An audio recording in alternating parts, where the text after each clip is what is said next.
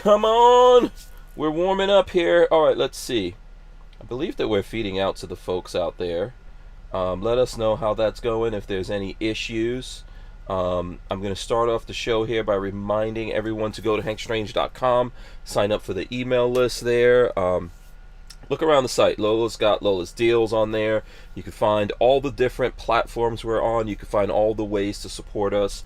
I really, really, really want to stress that that's the place to go. There's a lot of places that we can't put up links and all that, and there's a tremendous amount of suppression going on these days. So hankstrange.com is the place to go. Get on that email list. I also want to send a big shout out to Harry's Holsters for sponsoring the show here. You guys can use the code HankStrange, save yourself 10% when you buy stuff from Harry's Holsters. They make great Kydex holsters. And then, you know, a couple of those bucks come back here and help us to run the show. So big shout out to Harrison at Harry's Holsters, and thanks for everyone who does use that code when they go there. All right, also check out US Law Shield.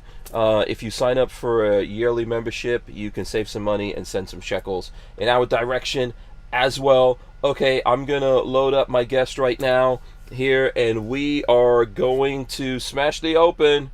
Let's. Welcome back to the Hank Strange. All right, guys, don't forget to hit that subscribe button, smash the thumbs up, ring the bell so you can be notified when we go live. Here we go. I'm gonna try to make this quiet. Ding-a-ling-a-ling, school bells ringing. We are live. Okay, so I hope you guys have your big girl panties on. We've got Pete here of Carolina Custom Foam. We do this thing called jazz hands, Pete. This is how it goes. It just goes like this. You could throw in your own, yeah, oh, there you go. Nice, your own nice little twist on, oh, snapping the fingers. Wow. Okay, all right, very nice. We are live. This is episode 795 of the Who Moved My Freedom podcast. I'm your host, Hank Strange. Like I said, we have Pete of Carolina Custom Foam joining us right now, and we're going to have Mychael Walther here, I'm guessing, at some point. We will see Mike, maybe. I don't know. We'll take bets. We'll see what happens. I'm betting he's going to be here, but who knows when. What's up, Pete? How's it going, man? Hey, man. Thank you for having me on. Yeah. Oh, you're welcome. So I think we've have him right now. Where is he? He's wheeling in.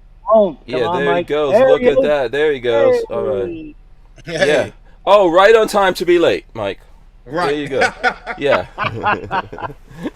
I'm gonna pretend that I didn't know it was gonna happen. But welcome. We've also got Mychael Walther joining us. Mychael, what's going on, man? Oh, are you in the gazebo or something? What? Well, it's the back of the house, so. Oh, okay. Yeah. Nice.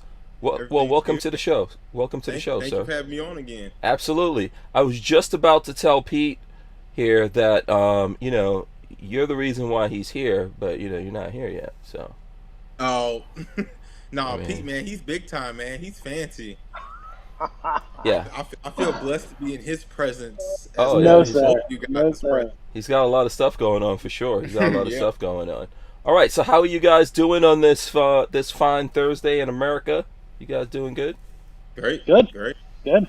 Yeah, okay, absolutely. All right, so listen, first let me make sure everyone is smashing the thumbs ups out there, okay? We really, really, really need those, and we appreciate everyone doing it. Share it and all that kind of stuff if you can. Shout out to Richard Monder, who's joining us from England. Man, Richard Monder. What time is it in England? Let's see, it's 7? What is it? Like, it's probably midnight in England right now. So let's see what else. I just want to go through the thing here and see what else is going on. All right, so listen, Mike, you've been here before. Mm-hmm. This is Pete's first time.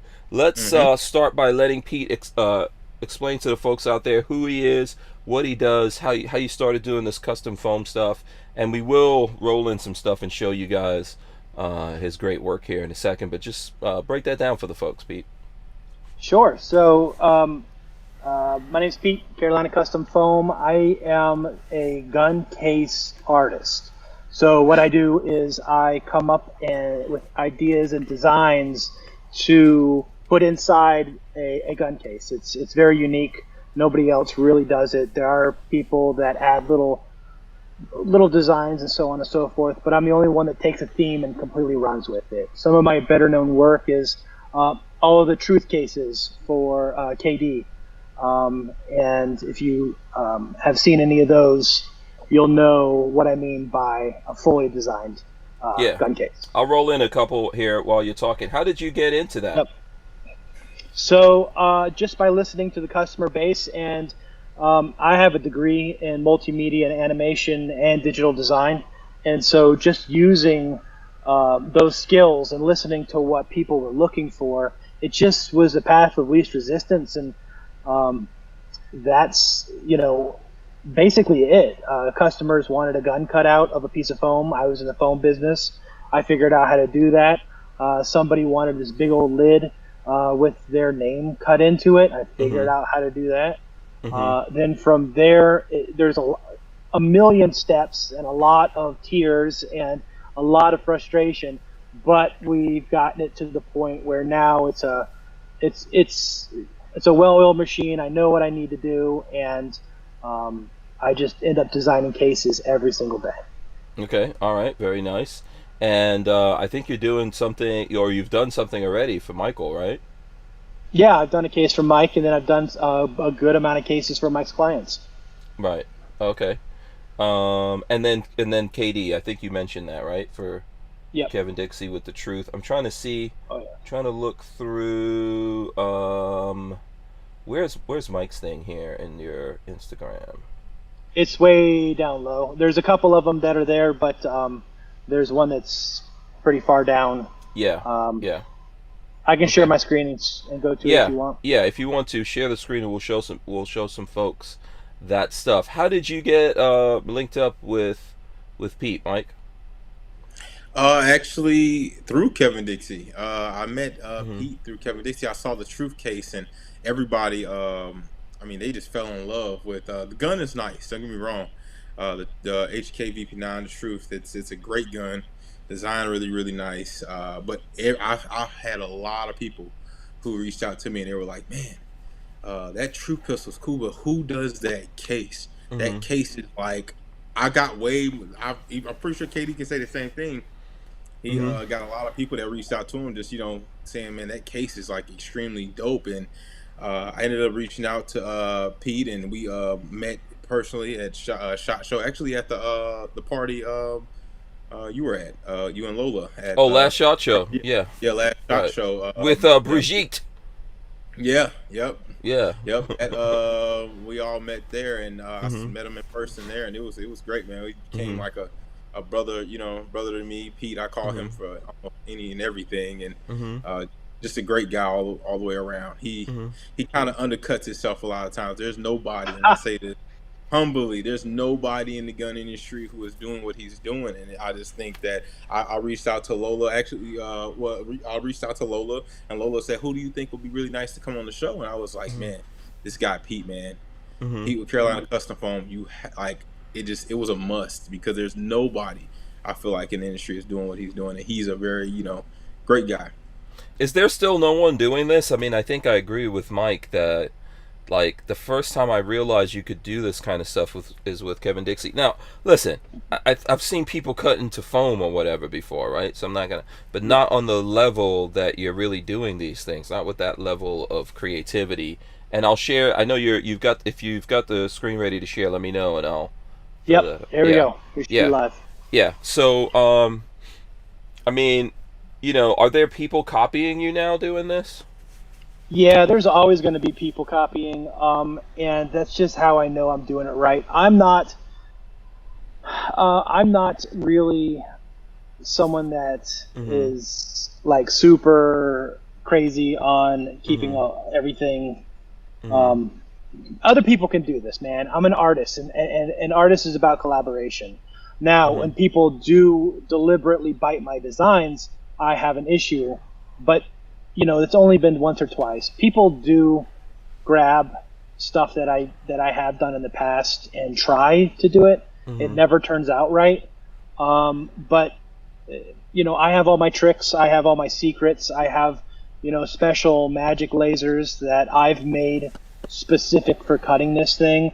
And the amount of information that I collected to build these lasers to do what I do is is far surpasses anybody with has a laser. Mm-hmm. So I think I'm pretty good when it comes to being able to stay in the position that I'm in right now for a while. But there's going to be someone that does step up, and there's going to be someone that does.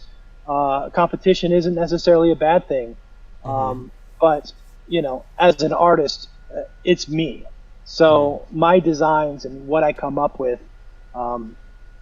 is going to be what that product is. Yeah. So what's the craziest jobs that someone's brought to you? Is it someone like Kevin Dixie? There's a couple of people. There are a couple of people that when I work with, they challenge me and they have a clear-cut vision, or they have a clear-cut theme that they have me do, and it's greater than myself. I mean, we keep coming back to Katie's guns, and it's rightly so, because there's a story to tell there, and those cases are uncomfortable, and they're uncomfortable to make, and I'm a sensitive dude. Mike knows this. And there's times where I'm reading all this stuff and doing all this education, and I just sitting here crying, and know that I'm able to take that emotion and pour it into the case. I'll give you a really quick breakdown of how the KD truth cases came together. He called me up out of the blue. This was a couple of months after he was on the cover of Time magazine. And he says he's coming out with these guns, and he wants to be able to show them in a position of to fight gun control. And he thinks that what I do would fit perfectly for this program, and I agreed. So he gave me the Black Wall Street case, and of course, being in the American education system, never heard anything about this.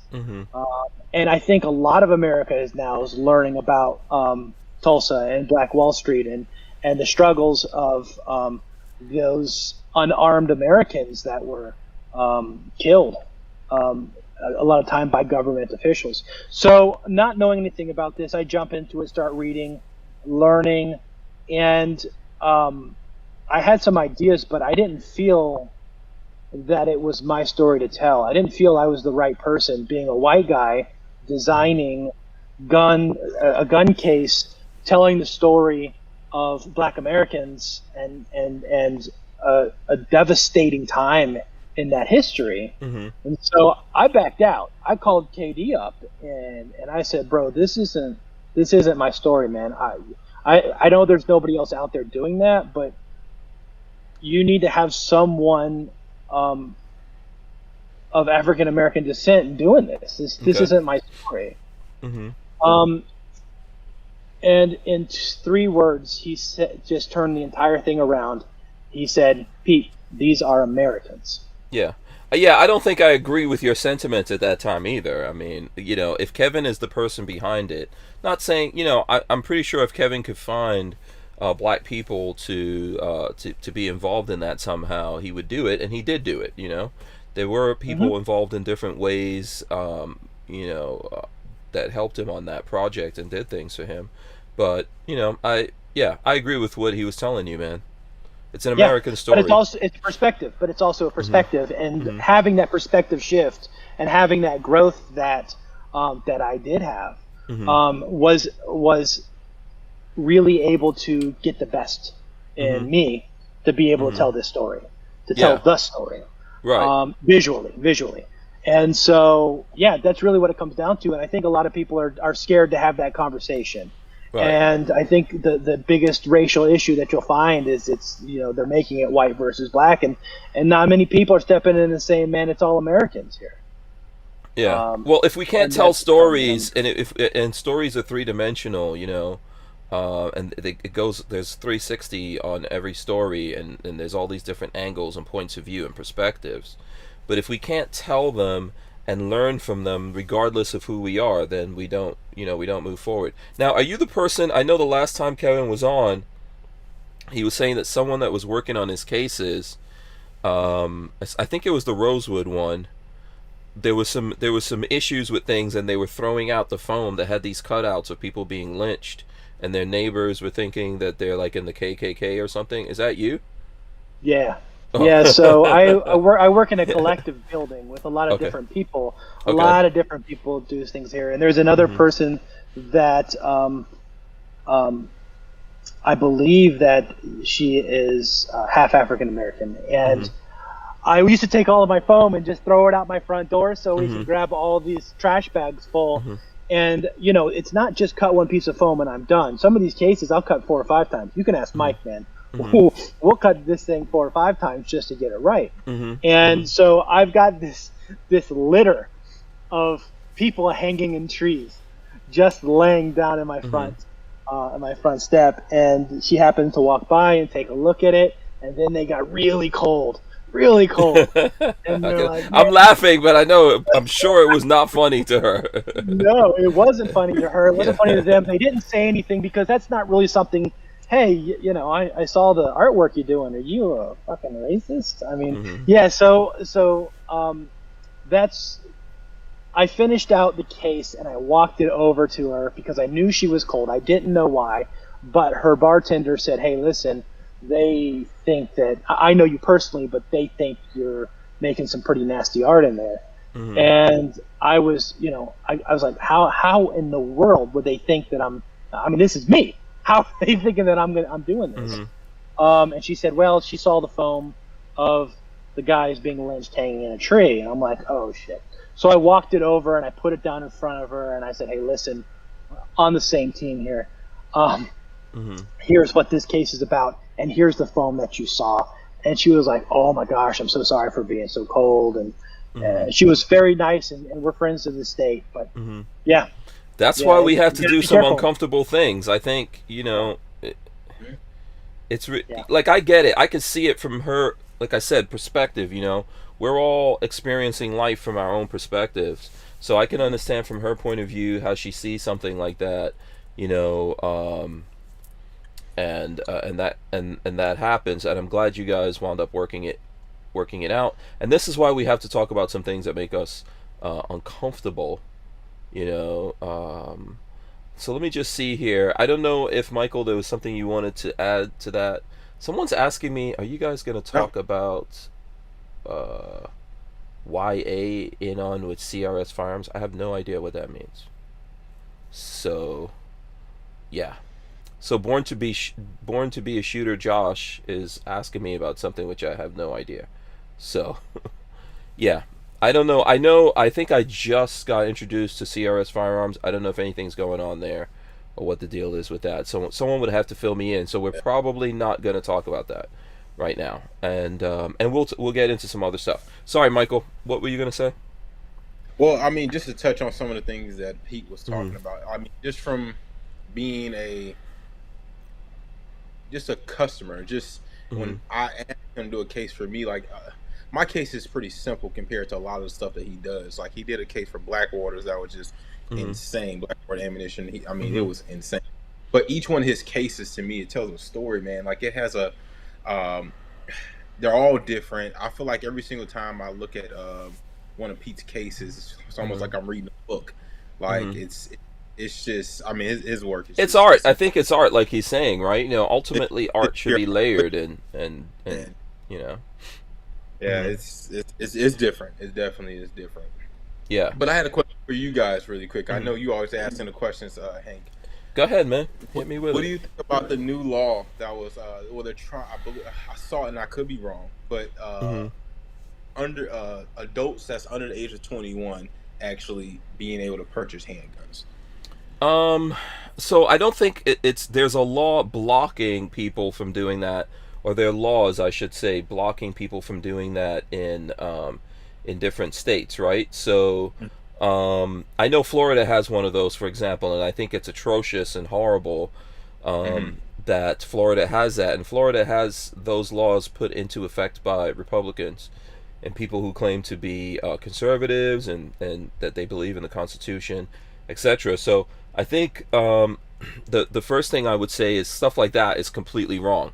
someone who's 18 years old and considered to be an adult, and they can serve in the military, they can live on their own and do their own thing, and be separate from their family. They have the right to defend themselves. One of the guys here locally that did that, I asked him about it, and he was like, oh, well, my daughter is 19 years old, but I could buy her a gun. And I was like, okay, that's your daughter. How many daughters are out there, how many people's daughters are out there and they're 18, 19 years old on their own, and they don't have someone to straw purchase this for them or whatever, right? So, I'm completely against that. But then I think there was a ruling, which is what you're discussing, in the Fourth Circuit, saying that is unconstitutional to block 18, 19, and 20-year-olds from buying firearms. And I agree with that. Personally, I think it's a good thing. I've talked to some people about it. Obviously, the folks on the other side are going to push back, and this is probably going to go back and forth for a little bit. So, No,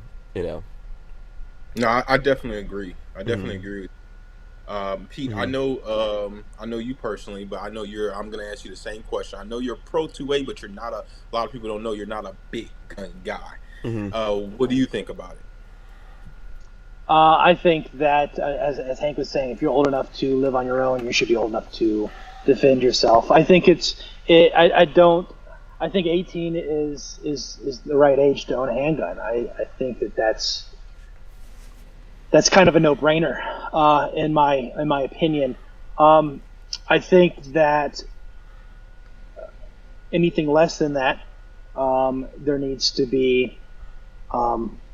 I think that's not okay, which is not what they're saying. But I think what I'm trying to do is trying to connect the dots on how back in the day when America was very much pro 2A. The majority is when we had safety classes in school that would teach kids, and you would grow up with the knowledge of what a firearm is and how it goes bang and what not to touch and how to take it apart.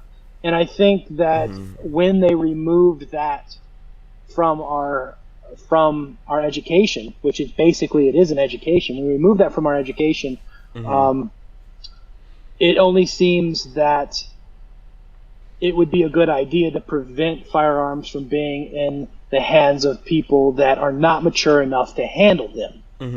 But they would be mature enough to handle them if they had the appropriate education that they should have leading up to that. Yeah. And I don't really honestly think that just rely on the parent at home to teach them about firearms on a mass scale is going to cut it. I mean, I do think that, I do think that it's a necessary thing. But I mean, we're still dealing with an education system that doesn't teach you how to balance a checkbook. So we're kind of asking for something a little bit, not. Yeah. There's a lot of there's a lot of different things going on here. I still believe in America, regardless of that, if your parents can have something, then you technically have access to it, right?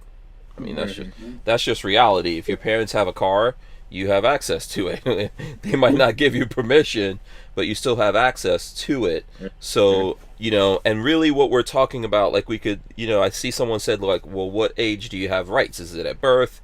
Is it when you become this age or that age? And yeah, I think at birth you have the right to everything.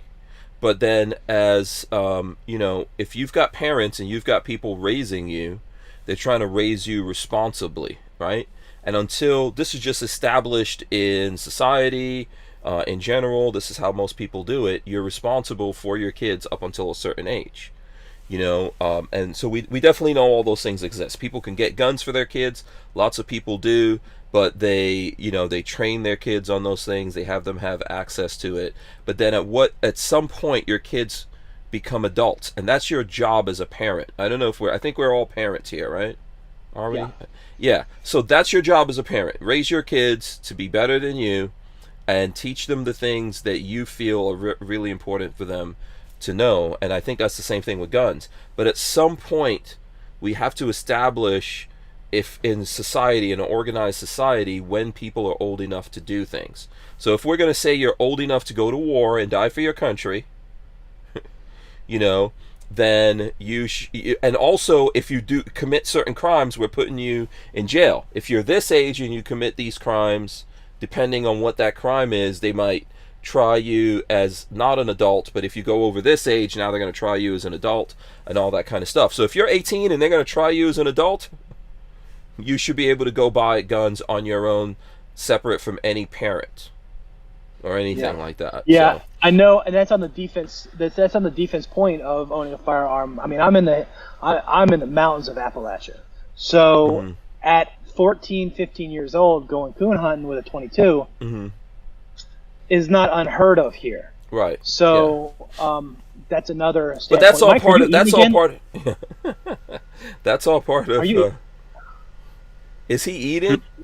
He's eating. Oh, again. back eating again. Oh, wait, we have a thing. Oh.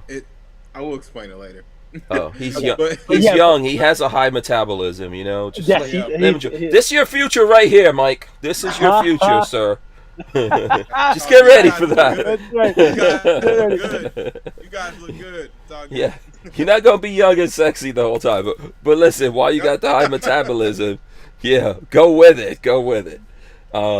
Yeah, look, that's all part of the training, though. When you're, that's really the way it should be. Like with my kids, I got them the Red Ryder BB guns and stuff like that, and like you're saying, I got them into 22s, and we worked our way up. And they were not responsible when I gave them those BB guns. They were shooting at each other, shooting out windows, doing all kinds of crazy stuff around here, And then they had to get punished and go through all those things and have things taken away from them and all of that, to the point that my kids have shot machine guns, and there's lots of guns around my house. They're grown now. I've got they're 21 and 22, but there should be a point in America where you're considered an adult, and we need to deal with it, right? And we need to say these people are adults, and all of these restrictions that you want to put in front of adults, come on now. If you're not gonna allow them to defend themselves until they're 21, then there's a whole bunch of things they shouldn't do. Okay. Until they get to that point. And I don't agree with it. I think well, it depends on how it is. I know it's different for everyone, right? Nowadays people aren't really getting mature anymore until they get older. I get it. Whereas a long time ago we got mature at a younger age. But once we mark the line, we've got to leave it there and stop pushing this line forward, because one day they'll push it all the way out to, well, you can't do this until you're about 60. And speak about like maturity. You, Hank, you have two sons. You said one's 20 and one's 21. Do you feel like your 21-year-old, before he was 21, do you feel like he had the proper mindset and he was mature enough to own a handgun? Or do you feel like talk about that a little bit? And I don't mean to throw us really off topic, but it was a question that I've been getting asked a lot, and I would like to hear your thoughts on it. Welcome to the Mike Waller Show. Yes, absolutely. No, I'm good with that. So I think here's what I honestly think about kids nowadays, right? Like younger people out there nowadays. What I just said, I think they're taking longer to reach like levels of maturity. So at 18 years old, I was already living on my own and working several jobs and doing all kinds of different things. So if I compare my kids when they were 18 to me when I was 18, a completely different thing. But it's the world that puts that pressure on you. So this is why, I think when my kids were 18, when they were 19, when they were 20, for sure that they could be left alone with guns, because I did that. I've been doing this for like 8 years. So they've been left alone with a lot of guns, lots of ammo, and lots of different things. So I felt because they had to go through that pressure, that part of their lives they grew up in. This was something that, that they actually had to live in. But there's a lot of other things that they haven't experienced, and we deserve the right to go through life and experience things. So if someone is 18 years old and they're on their own and they're living through those pressures and they're living somewhere that they think, hey, I need to get into this and get a gun and be able to defend myself, we need to give that access to them, because that pressure matures you. And that's the funny thing about it. Like, we mature in different things at different times. So I don't know if that's really answering it for you. No, that's the way I feel about stuff. That's it. That you said it, because that pressure matured me. So I know that. Mm-hmm. So thank you. Yeah. Okay. Did you want Pete to also take this question, sir? Or, I don't have older I kids. My kids, there ain't no Yeah. way my kids are touching a gun. oh, okay. How old are your kids, if you don't mind me they're asking? 10, they're 10 and Still too 11. young. Oh, yeah. I started my kids young. So here's what I did with my kids when they were younger. Lola and I had the conversations with them. We even took them. There's lots of different courses you could take your kids to where they would get instruction from outside of you. So we took them to those things, and we had the whole safety conversation with them. And then what I did was got some snap, and I told them, if you see a gun anywhere, whether it's here at home or anywhere else, you need to leave that gun alone and don't mess with it. But if you're seeing something just out there in the open, you need to come to us about it, right? So we went through all of that, and then we actually did a drill on it where we didn't tell them, and where I put snap caps in something and I left it there just to see how they would react to it. Would they touch it? Would they pick it up?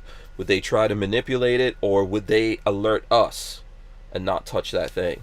So, and they didn't, so we constantly did things like that. But having to go through that, I think they became mature in it. There's a lot of other things my kids are completely immature in. I think when it comes to relationships and things like that, they're completely immature. Because what is it with a relationship? I always tell my sons, you're gonna have to get your heart broken where you're just bawling out, crying, and your heart hurts and you don't want to get up or eat or do anything at least 3 times before you become a man.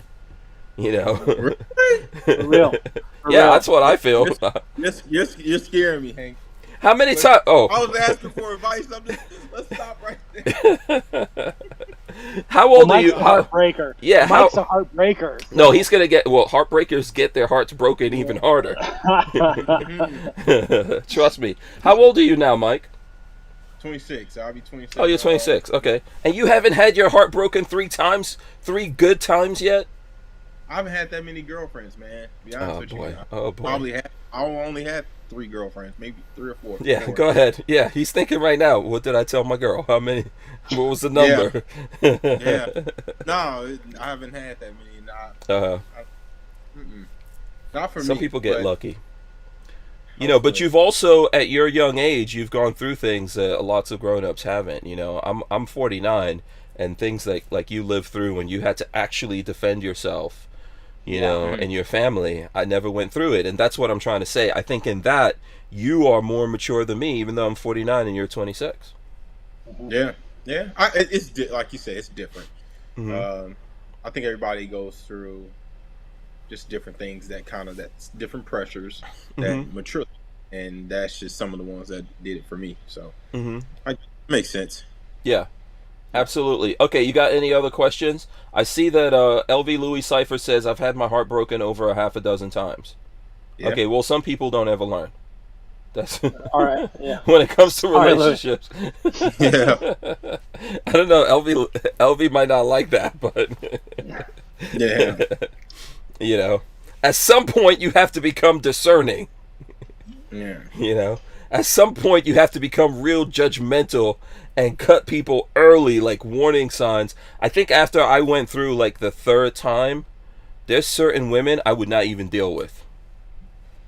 There's certain things that women would say or do something, and I'm like, and this is the end right here, and walk away. Yeah. And I think that's LV Louis Cypher says I was stupid enough to get married. It's just listen, everybody's stupid enough to get married one time. I don't know how many times so you're not married yet, right, Michael? No. Oh, okay. Now, Pete, you married? I am, yes. Okay. Yeah. First time? 20 years. First time? Oh, 20 yeah, years. Almost 20 years. Oh, congratulations. Awesome, yeah. Thank you. Yeah. I've just been married the one time. I don't need any more. No. This one time has taught me everything. I met both of you guys' wives. Y'all lucked up. Y'all, to be honest, y'all lucked up. Yeah, but seriously, I'm telling you right now, if Lola kicked me out, I am not even getting on a dating app. I'm not doing nothing. I'm serious, man. It's crazy out there. It's crazy. Yeah. I would not want to be single in this environment. Do you think about that, Pete? Because I'm like, what? This I is do crazy. I do not. I am not going to be single in this environment for sure. And I think there's Yeah. a stretch in your life that you get. Like you got a good shot if before 30 finding someone that's not toxic.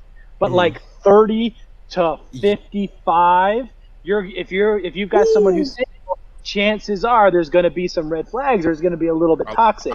But then after 55 and on, well, people are passing away. So you can get someone who's not. Yeah, you get over shit. Right. So there's that little window in the middle. Yeah. You and me are smack dab in the middle of it. Yeah. No, and it's a different world out there, man. It really It's is. a crazy world. And for guys like us, it's a crazy world. There's women just putting up like, "Oh, I'm not dating anybody who's into guns, who's a conservative. If you're a Republican and this thing and then, what the hell are you talking about?" You know. And then at the same time, "Oh, I don't know why I'm so lonely. I can't, figure this out." Right.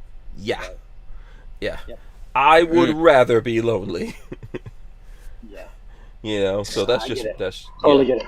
Yeah, that's just me. So let's see if there's any other questions or whatever out there. We could take those. Brian Quick says get a prenup. Okay. That doesn't actually work like people think that it does. But No. I understand. No, and it doesn't work if you don't have millions of dollars. I mean, like, there's no reason for me to get a prenup. Like, you're gonna take half of a dollar, Yeah. But what do you want? I would refuse to sign a prenup with Lola, man, because she'll get, she's got all the money. She's the African princess. So I would refuse to do it. Now, if all of a sudden I got a bunch of money, it is what. Actually, Lola has rolled with me for so long, man. She could just take everything. I don't care. I'll be honest. Man, you gonna get a fat steak dinner tonight, man. You talking really good. No, but I mean, this is the truth, right? What are you gonna do at this stage? What are you gonna do? What like really seriously? What are you gonna do at this stage? If Lola really got that mad, I'd be like, okay, fine. You're right. Ask her. That's what I do. I fight all the time with Lola, but at a certain I have learned over, I think we've been married also for like 22 years, but we've known each other for 25 years. I know the point. I know the point where I'm like, oh, I just reached that line. Let me chill out right now. This is it. I could go this far, but no further. And that's your maturity. Yes. That's your marriage maturity kicking in. Yeah, that's where I just go, Oh, I you know know what? You're right. Yep.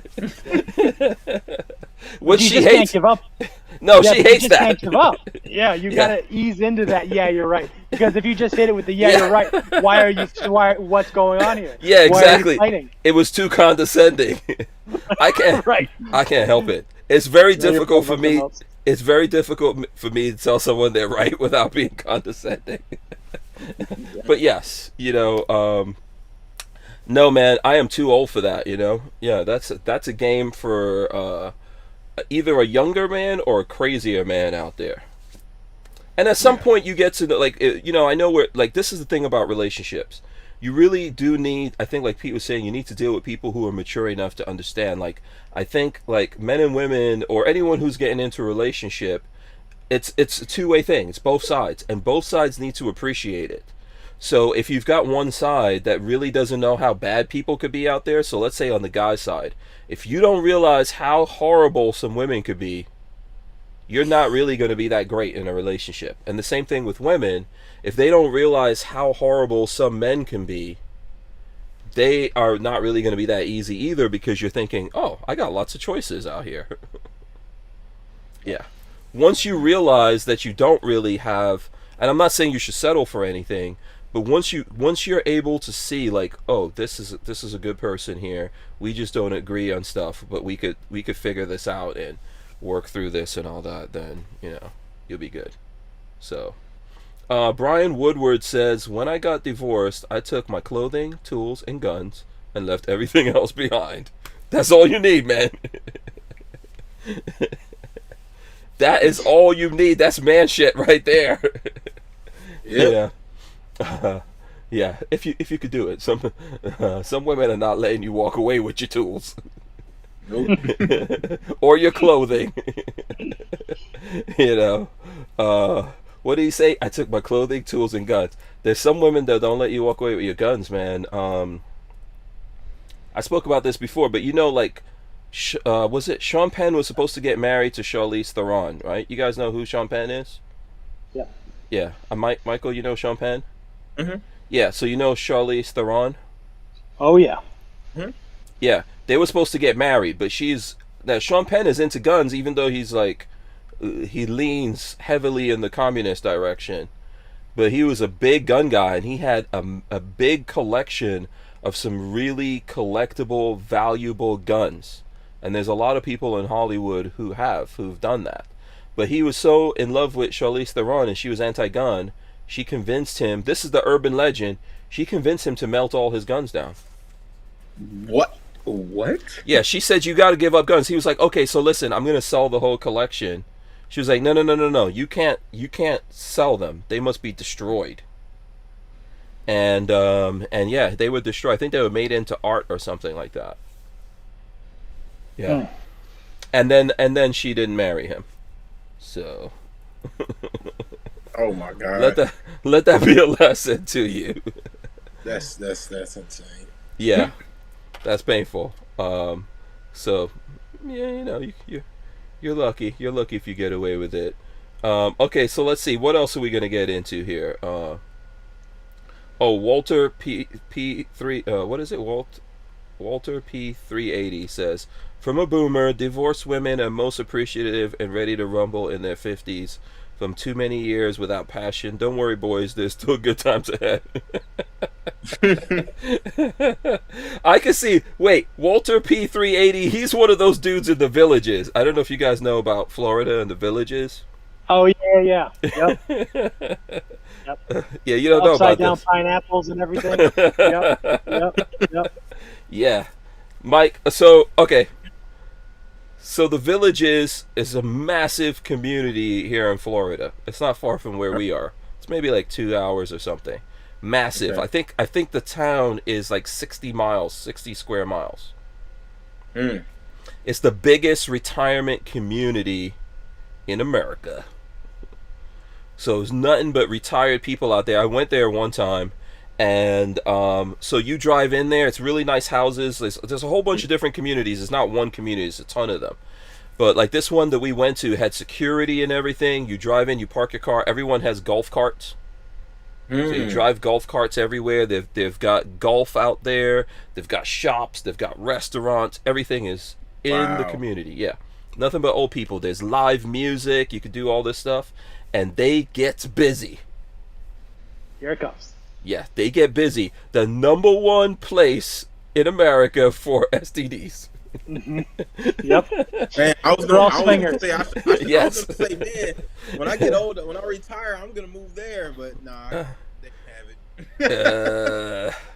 It's a lot of single old people that are like, you know what? I'm gonna die in a couple of years.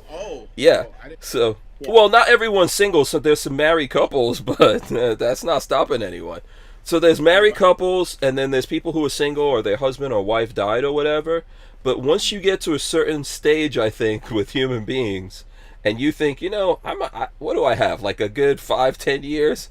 I'm going to do whatever. Yeah. Yeah. Oh, that's. I thought it was just like a community where people just live and retired. And you never heard of this, I see. No. Yeah. John Crump says, check your text, Hank, is related. Yeah. Yeah, what did you hear about this place, Pete? I'm curious to know. So I knew that it was. So I'm a Florida boy too, but you are? I knew Okay. that. Yeah, I lived in Fort Myers most of my life, born in Palm Beach. Oh, cool. So that's what it is, man. Is that retirement community, and at that point, after their significant other passes away, it's not a matter of finding another life partner. It's about pleasure for the night. And I know that's the thing in retirement homes and stuff like that. Retirement homes are known for having outbreaks of like syphilis and the clap and stuff. And so I do know that the Villages, man, they're known for all of their swinger parties and everybody's banging everybody, and that's why you go there. That's why you live there, is to live that lifestyle. And I don't think they're all retirees, Mike. I mean, if you want to go still, I mean, you'd be welcome. Yeah, you could But, be, you know. Yeah. Yeah, they'll welcome some young bucks up in there. You know. Nope.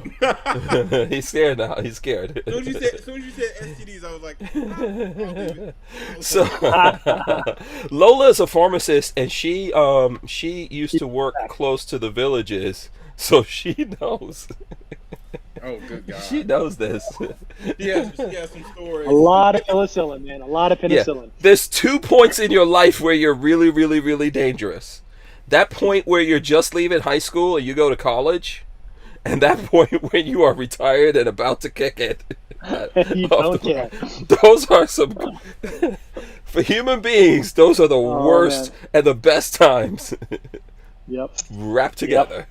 You know, in the middle of that, you're thinking like, oh, I'm getting married, I'm raising kids, building a business, keeping my credit looking good. Right. You know, you get to, oh boy, I hope I don't really want any of that. You know, I hope if that ever, when I come around to that age, that they have developed like very realistic sex bots or something. Because no thanks. I don't want to go out like you know, in a painful way, you know, like my stuff is falling off and turning different colors. Your junk's not working right. Yeah. That is not what I want. That's not what I want. Excuse me. Let me get this thing to focus. Okay, so listen, John Crump is sharing this thing with us here. He wanted us to look at this. He sent us a gunbroker listing, and I'll share this here. So it says Glock 21 SF Ambi mag release 45 ACP damaged by pissed off wife. No reserve. Wow. And they want, like, we're right now the current bid is $300, man. Yeah. Crazy.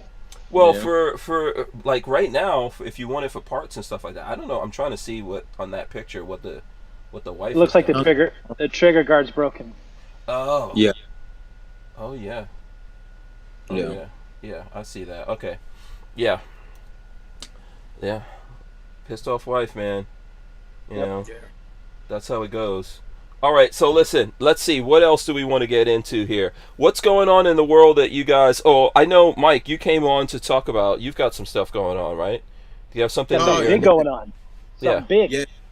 I have any August 14th and 15th that I'm hoping you guys can come to, Hank. Mm-hmm. But okay. I have an event August 14th and 15th. It'll be at my new range, Protect One. It's in Knoxville, Tennessee. It's gonna be really cool.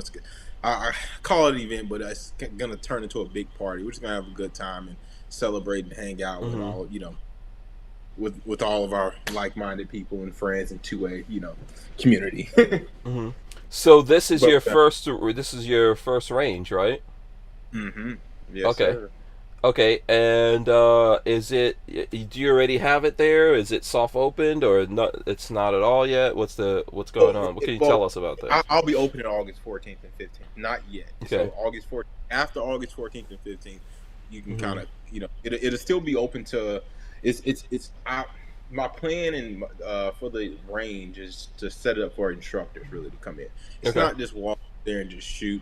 It's going to be set up just for it's for instructors to teach, different students and stuff like that. It's going to be, where they can rent the range out, different ranges. There's 2 rifle ranges, 2 pistol ranges. They'll be able to rent those ranges out and, host classes and stuff like that. I will be able to do events and things like that up there too as well.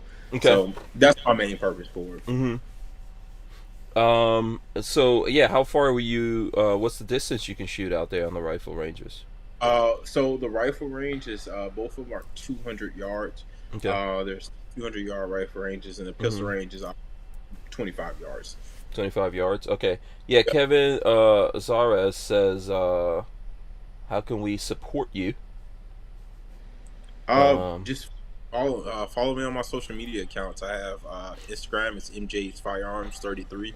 Facebook, MJ's Firearms LLC.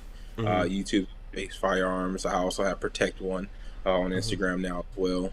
It's Protect One. Yeah, let me find that and follow it here while we're talking. Yeah, on TikTok too. So. Okay, you putting up stuff on the tickety talk? Starting to. Okay. I still don't get it all the way. Like, I'm one of those people like you, like, man, young bucks, man. I'm like, man, dude, look, I'm still learning this stuff. I have Pete teach me. Yeah, I don't do TikTok, man. I don't know it. I've got a couple of TikToks up. I have no idea what I'm doing. I just like scrolling. Yep. Yeah. Yeah, the whole TikTok thing I think is one of the things. How do we find this thing? What is it? Protect one? The number Protect one? Elite. So, yeah. No. Protect. How do we find it on Instagram? It's protect the number one dot elite. You'll see it on there. Oh, okay. .elite. Okay. This logo here. Okay. Hold on. This guy named Pete with Carolina Custom Foam, he designed this. Okay. Yeah, I'm trying to find it. My phone is just acting crazy right now. I'll find it here and we'll somehow we'll throw it up on the screen here. I don't know why my phone is just totally spazzing out on me right now. All right, cool. So who's going to be able to come to this event that you're doing? Unfortunately, the event is invitation only. Okay. But if anyone here is actually tuning on the show right now, shoot me a DM or email. You can email me at mjsfirearms@gmail.com. Shoot me an email and I'll see what I can do as far as adding them on the list. Okay. And give us the location again. Tell us exactly what area it's in. Knoxville, Tennessee. So Knoxville, Tennessee. Yep, okay. So far. Yeah. Rodney Brady saying lots of stingers parties at the village. I'm pretty sure he meant swingers parties at the village. Yeah. So we should see if we can get a contingent to travel from the village down to your event. That would be nice. Yeah. Rodney's got the hookup, so he knows all about it. Yeah. Get a big old truck and we'll make it work. Yeah. There's lots of no kidding here. This is not a joke. There's lots of Corvettes over there. Every time I'm driving through, it's nothing. I can imagine. Yeah, nothing but Corvettes. I'm like, wow. Sometimes I'm in a line and there's 10 Corvettes in front of me. And one time, it must have been like a meetup or something, because all of these Corvettes turned in to a particular what do you call it, like a housing development. It was insane. So, all right, let's see. Okay, so who's gonna be at this event? I'll have Mike, Machine Gun Mike with Batcave Ballistics. He'll be there. Rob Pincus, which is every favorite. Rob Pincus will be there. I'll have Custom Foam. Yeah, not necessarily, but okay, I'm going with you. I'm tracking what you're saying. Kevin Dixie, he will also be there as a firearms instructor. I'll have MW Tactical Mike. He'll be there too, as well as a firearms instructor. MW, yeah. Shout out to Mike. Yeah. Mike, great guy. He's a bomb instructor, good competition shooter. He'll be there as well.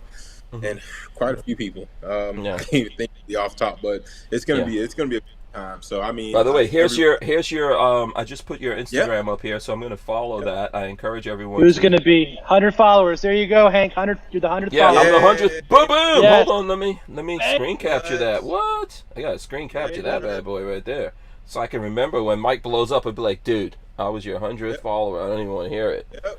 Yeah. And I encourage all you guys here that have Instagram to go there and follow. Are you going to be doing live stuff out there so the people who can't make it can see what kind of debauchery you guys are all getting up to? Yeah, my buddy Visuals by Jay, he will be my guy doing all the video footage. I've heard of this guy.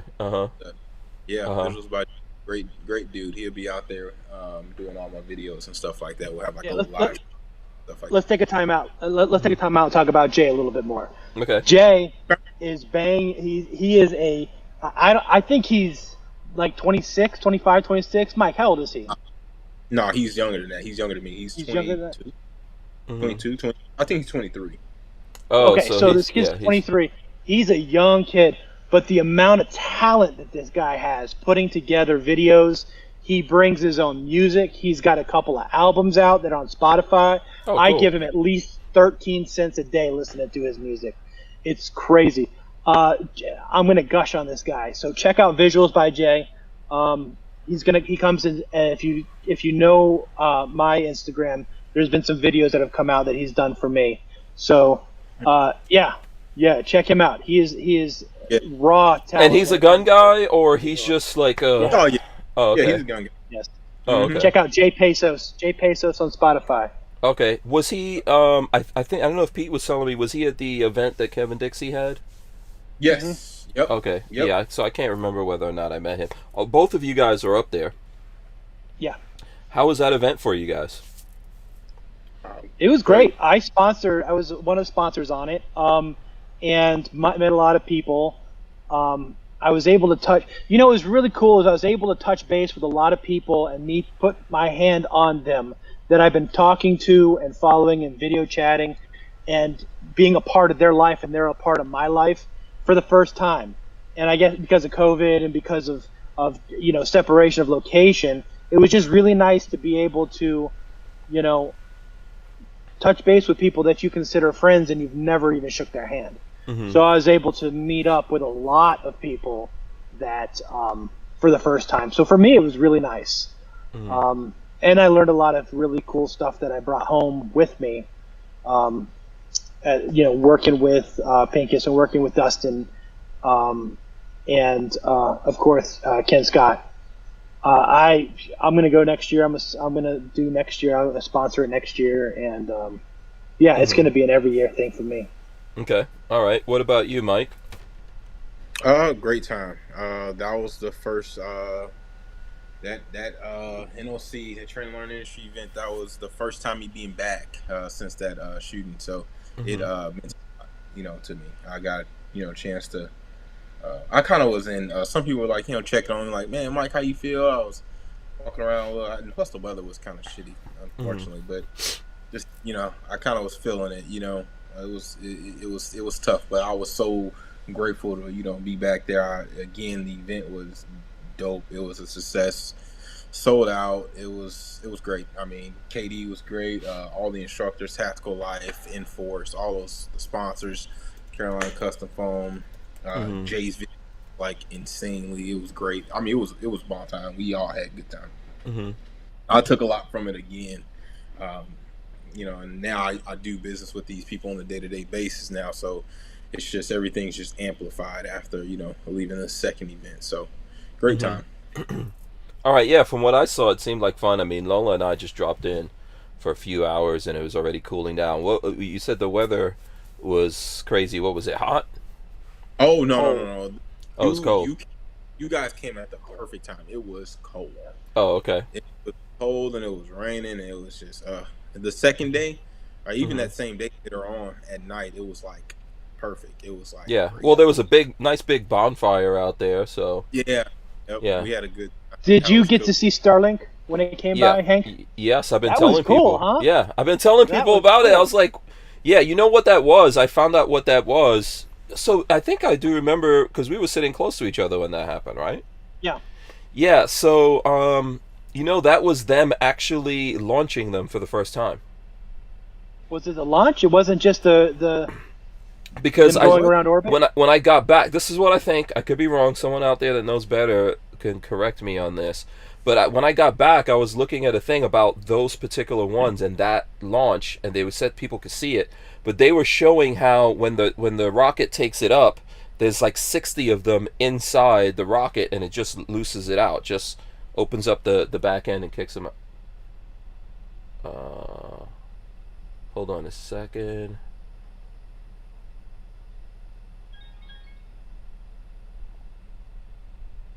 Okay. Yeah, sorry about that. Everyone got kicked out. Okay, that's my bad. I had to add extra time here. So, I had to add extra time again on my system. I completely forgot about that. So, okay, I think I thought we were everyone's... giving away some of Elon's secrets. And No. no. No. I think everyone's still here with us. So, if everyone is still here... Mike's eating. Yeah, let me know. I think the folks are still out there too. If you're coming in, by the way, so smash the thumbs up. So what I think happened for everyone who's here is that so when the rocket goes up, it has like 60 satellites inside of it, right? and it opens up and it just shits those satellites right out, and that's why they wind up looking like a string like that. So that's what we saw, and they were saying in this thing that lots of people who were outdoors that night saw that string in the sky, and that's what we saw, right? I'm disappointed. Remember how close they were? They were crazy, and just a straight linear path. Because that's because it had just released them. I thought they were always going to be like that. I thought it was always going to be that linear line. Not that close, but that's how it looks when they first. So that was an even more rare thing. That's what I'm trying to tell you. Yeah. That was an even more rare thing because we were looking with our naked eyes at those things just coming out in lines, just coming out like that. So that was amazing. I think that was Katie amazing. Set that up. Katie set it up. Who did anyone have video of that? Yeah. It's one. on the I got video too, but it's on the train and learn video that just came out. Okay. Yeah. So that Jay did. Yeah. Visuals by Jay on Instagram. Oh, there you go. Okay, now we're gonna have to look that up on Instagram. That's gonna take forever on my phone, but I'll do it. Armin Access says Hank forgot to put more quarters in. Yes, I have to pay when I go over. So I think I get 20 hours a month on this software that people could dial in on the software directly. So we used to do this through Skype. If you remember, Mike, in the past we've done this through Skype. I'm doing it all through the software. They give me 20 hours. When I go over that, I have to buy 20 more hours, and I did not. Like, I always don't see it. It doesn't warn me. It doesn't go, hey, you got 10 minutes. Rude. Yeah, so. So rude. Yeah. It's my bad, though. It's my bad. So let's see. What is it? Visuals by Jay? Visuals by Jay on Instagram. Yeah. So we witnessed history a little bit out there, guys. We did. We did. It was amazing. Yeah. Let's see. JAY. Yeah. Okay. Okay, here we go. I think I found it. Here, let me share it with the people. I think it's this one right there. Yep. I will follow. Boom. There's a look at that handsome gentleman looking at himself in the mirror. Mm-hmm. That's me. Yeah. That's how you get down here. Who's this? Who's this right here? That's the case that I did for Mike, Machine Gun Mike. There's Tactical Santa Claus. Oh yeah. Okay. And that's that sexy chocolate man right there. Yeah, he's there gonna you go. shoot. Yeah. Mr. Lover. Yep. Yeah, he's gonna be yeah. shooting. Mr. Bombastic. Ellie Fontaine. So where's the light thing? How far down do I have to go to find? Right, it's the one Right with there. it's the range. Next to the blonde hair girl, there's a range above. Nope, go up one. Right there. Oh, right here? Right, green, left-hand side. Negative. No, the other one. This one. Other one. That's the one. Yep. Yeah, that's pretty Yep. cool. And That was a nice range out there. Yeah, it was. Yeah. It was. So in this video, you see the. Oh, look at you. I think guys. so. It might be. No, this is the. This is teaser. this is the slow walk. This is I know the you guys teaser. just This wanted me is- to show off everybody trying to be sexy. See how Mike's You in the know, middle? we're operators. Running Yeah. it.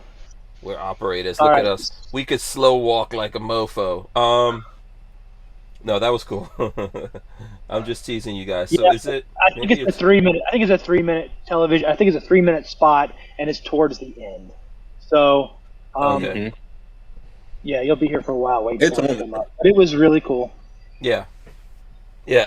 At some point, I'll show that to you guys, or if I get the link or something, I'll just share that out there. So yeah. Yeah, this guy looks like he has some cool stuff here. It's all done by him. He's amazing. Takes the shot. He shoots it. He came with us to Blackwater to drop off the Blackwater case, which was one of my better cases, and got a whole bunch of shots and made a really great video for me. And so we got a super secret project for another podcaster that's coming up, and we'll be making a pretty big video for that. I'll tell you that I would absolutely be over the moon if we made a Hank Strange case. That would be quite a feather in my cap. So slide into my DMs if you want to do something like that. Oh, Just slide sure. in my DM. yeah. It goes down in the DM. It goes down. Yeah, for sure, man. I'm sure we could come up with something, do something cool. Yeah, Yeah, yeah, I think we could. yeah, yeah. I listen. Actually, talking about that, so I don't know. Oh, by the way, shout out to Is Your Six Covered? I see him out there. And Kevin Sazaraz says Earth is flat.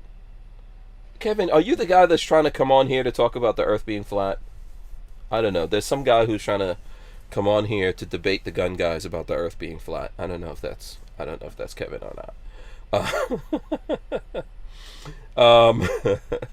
This is a whole other thing. So yeah, you know what would be a cool case? I actually, and I can't. Let me see. I don't know if I could show you this.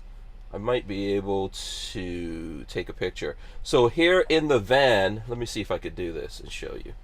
So here in the van, I kind of have all my equipment and everything. Let's see. Let me go out a little bit. So I have all my equipment and everything to do the show in a crate, right? Let me see if I can share this here right now so you guys can see. Okay, so see that crate? That's where all my stuff is in this crate. Wow. So my idea. Go ahead. We need to stop that. Yeah. So I know I was looking at a YouTube video where a guy had like a Pelican case, and you open it and everything is in there. You can put your camera, everything's in there. You could just open up your studio and then you could take it out. Because I have to take all of this out when we're traveling if I know I'm not going to be doing the podcast. Yeah. So maybe, Yeah, let's work with that. You can also do, if you've got a dedicated drawer that you do that. Mm-hmm. You could do a pull-out drawer in the camper itself or in the bus itself. Mm-hmm. We could do a dedicated case that you can fly with or whatnot. Yeah, and design it all up, and then do some sick designs in the lid. Mm-hmm. We could even take it and drill the case so you can charge everything. Yeah, it's a van. It's a van. Here, I'll show you. This is what it looks like. It's a van. It's a transit van. So it's very limited. It's very limited on space. So I prefer to have like things where I could take them out if I don't need them. So I still have that space and all that. But yeah, What's up? Hey Pete, the case I have, the Pelican, that is actually a camera case. So that exact case, I think, will be a good one. Or Pete actually, there's another company that he uses now. What's the name of that one again? Nook. I do. I carry Nook cases. I'll do foam for anything. But if somebody wants to commission me to make them an actual functional piece of art, it comes in a Nook case. That's my canvas. Oh, okay. Yeah. Those are really. Yeah, we'll figure out something. I have to figure out how to get that that whole thing constructed in the first place. There's a couple things that have to be done with that to make it easy to do, where I just have lights and everything in there. And that's one of my projects. Hit me up, man. I video chat one-on-one with everybody. I'll take pictures that you send me, an overhead picture with a couple measurements. We'll plot it all out right on screen. And so we can see what can go where, if it can fit, if it doesn't, we need to switch it on the side. By the time we're done, we have everything sized proportionately. Yeah. Ready to go. Yeah. What's the biggest projects you guys have gotten involved in? The biggest one, my big ones tend to be big because they're for celebrities. That's one of the biggest ones. I could say I've done a case for Post Malone. I've done a case for that's got to be huge. Run the Jewels. Yeah, I saw that. Killer Mike. One for Killer Mike and one for LP. I've done a lot of people here in the industry, and which is really neat for me too, because these are people that I follow and enjoy all their content as well. Three Doors Down, I've done a couple of cases for. So it's just the people that I get to work with I'm blessed enough to be able to have the skill to be able to do this. And so that's when it comes to big. What I'm trying to get into is other ways of using this foam. Okay. And so I was thinking about doing some sort of I've got a lot of podcasters come in, and I've done some podcasting signs. We've done one for, I just did one for the Speakeasy with Mike Pappas from Dead Air Silencers. That should be showing up in the next couple of days for them. I've done one for the Life of Ron, which is another podcaster. And so those are a lot of fun as well. Okay. Yeah, come to think of it, actually what would be cool now that you say that, like so far as the podcasting thing, it would be great. I don't know, let me see. I don't know if you could see this here, but these windows that are over here, they're kind of deep. These would be great for like a piece of foam that actually fit into the window, but had some stuff on it, you know? Yeah. Oh, yeah. We could put your logo right on it. Yeah. And, you know, something that would not take away from you, but still be pretty dope in the background. You know, and we could do other stuff like an American flag, or, you know, it's just nice probably to have a piece of foam to block out any sun if you parked in an area where the sun's bleeding behind you. Yeah. Plus, the acoustics is going to be a lot better than it bouncing off a glass. Yeah, you know? yeah. It'll be nice to do something like shadow boxy, where with maybe even some lights or something built into it, so that it looks really, you know. Obviously, my thing is mobile, but you know, it'll still give it that touch of class. You know, make it really classy. Make it really classy. Yeah, we'll kick it about that. I don't know if folks out there have ideas. Mike, you have any ideas? What would be like a dream project here? Someone put free candy, 42 chilled. Yeah, giving out free candy. Oh, for the old ladies. for me, honestly, like it was another question. I don't know why I'm asking the questions now, but I was going to ask you, the van life, man. What is that like? Like, I've been following like this whole I remember when you first started talking about it, I was like so deep because it was something that I was thinking that I was gonna do possibly myself, and I really love the direction you're really taking with it. How's that been going for you? And I will answer your question, but I really want to. It may be tied, but I'm asking you. You know, so, how is that? Yeah, when I was because a lot of people are doing that nowadays, right? And it's really big. It's been that way for some time, for a couple of years. But I think this year, it really got big with COVID because lots of people are using it as a way of traveling instead of flying, or instead of staying in hotels and things like that. But when and what I did is we actually had a studio that we've been doing the podcast in from the beginning. We've moved around to a couple of different studios. But what I did was my lease came up to an end, and I was like, I'm going to cancel the lease and get this thing. I traded in. I had a pickup truck. Did all that kind of stuff and rolled everything into one, and I was all gun-ho with it when I was looking at all the videos and stuff like that of things out there, and a couple of things happened. One, in the beginning, I thought, oh, I'll build this thing myself. I don't actually have those skills. So that is a quick way to waste a lot of money.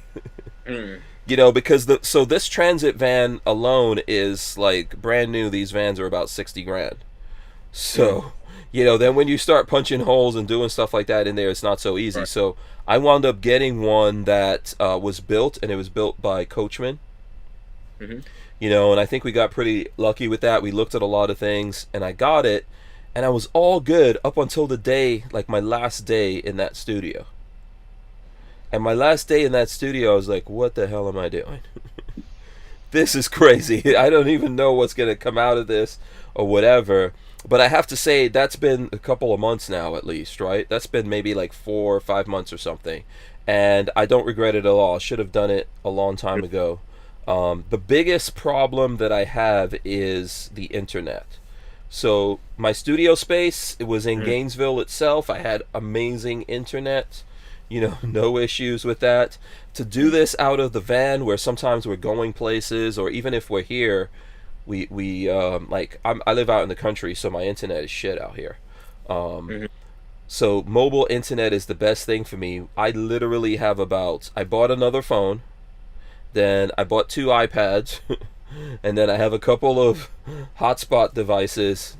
That's the big thing right now, and I'm trying to figure out how to whittle that down to something that's not going to be as expensive as that, and be more reliable, because all these devices limit how much you can actually get online. That's why I was really excited, I think, about the Starlink thing. Yeah. You know, and I'm waiting for that to become a thing here, but I love it. It's great. So I work in it every day, but when we get on the road, The only problem is the time that it takes you to drive wherever you're going. Hmm. But other than that, you have your house on your back. You could pull over whenever you want to, take a nap, have lunch.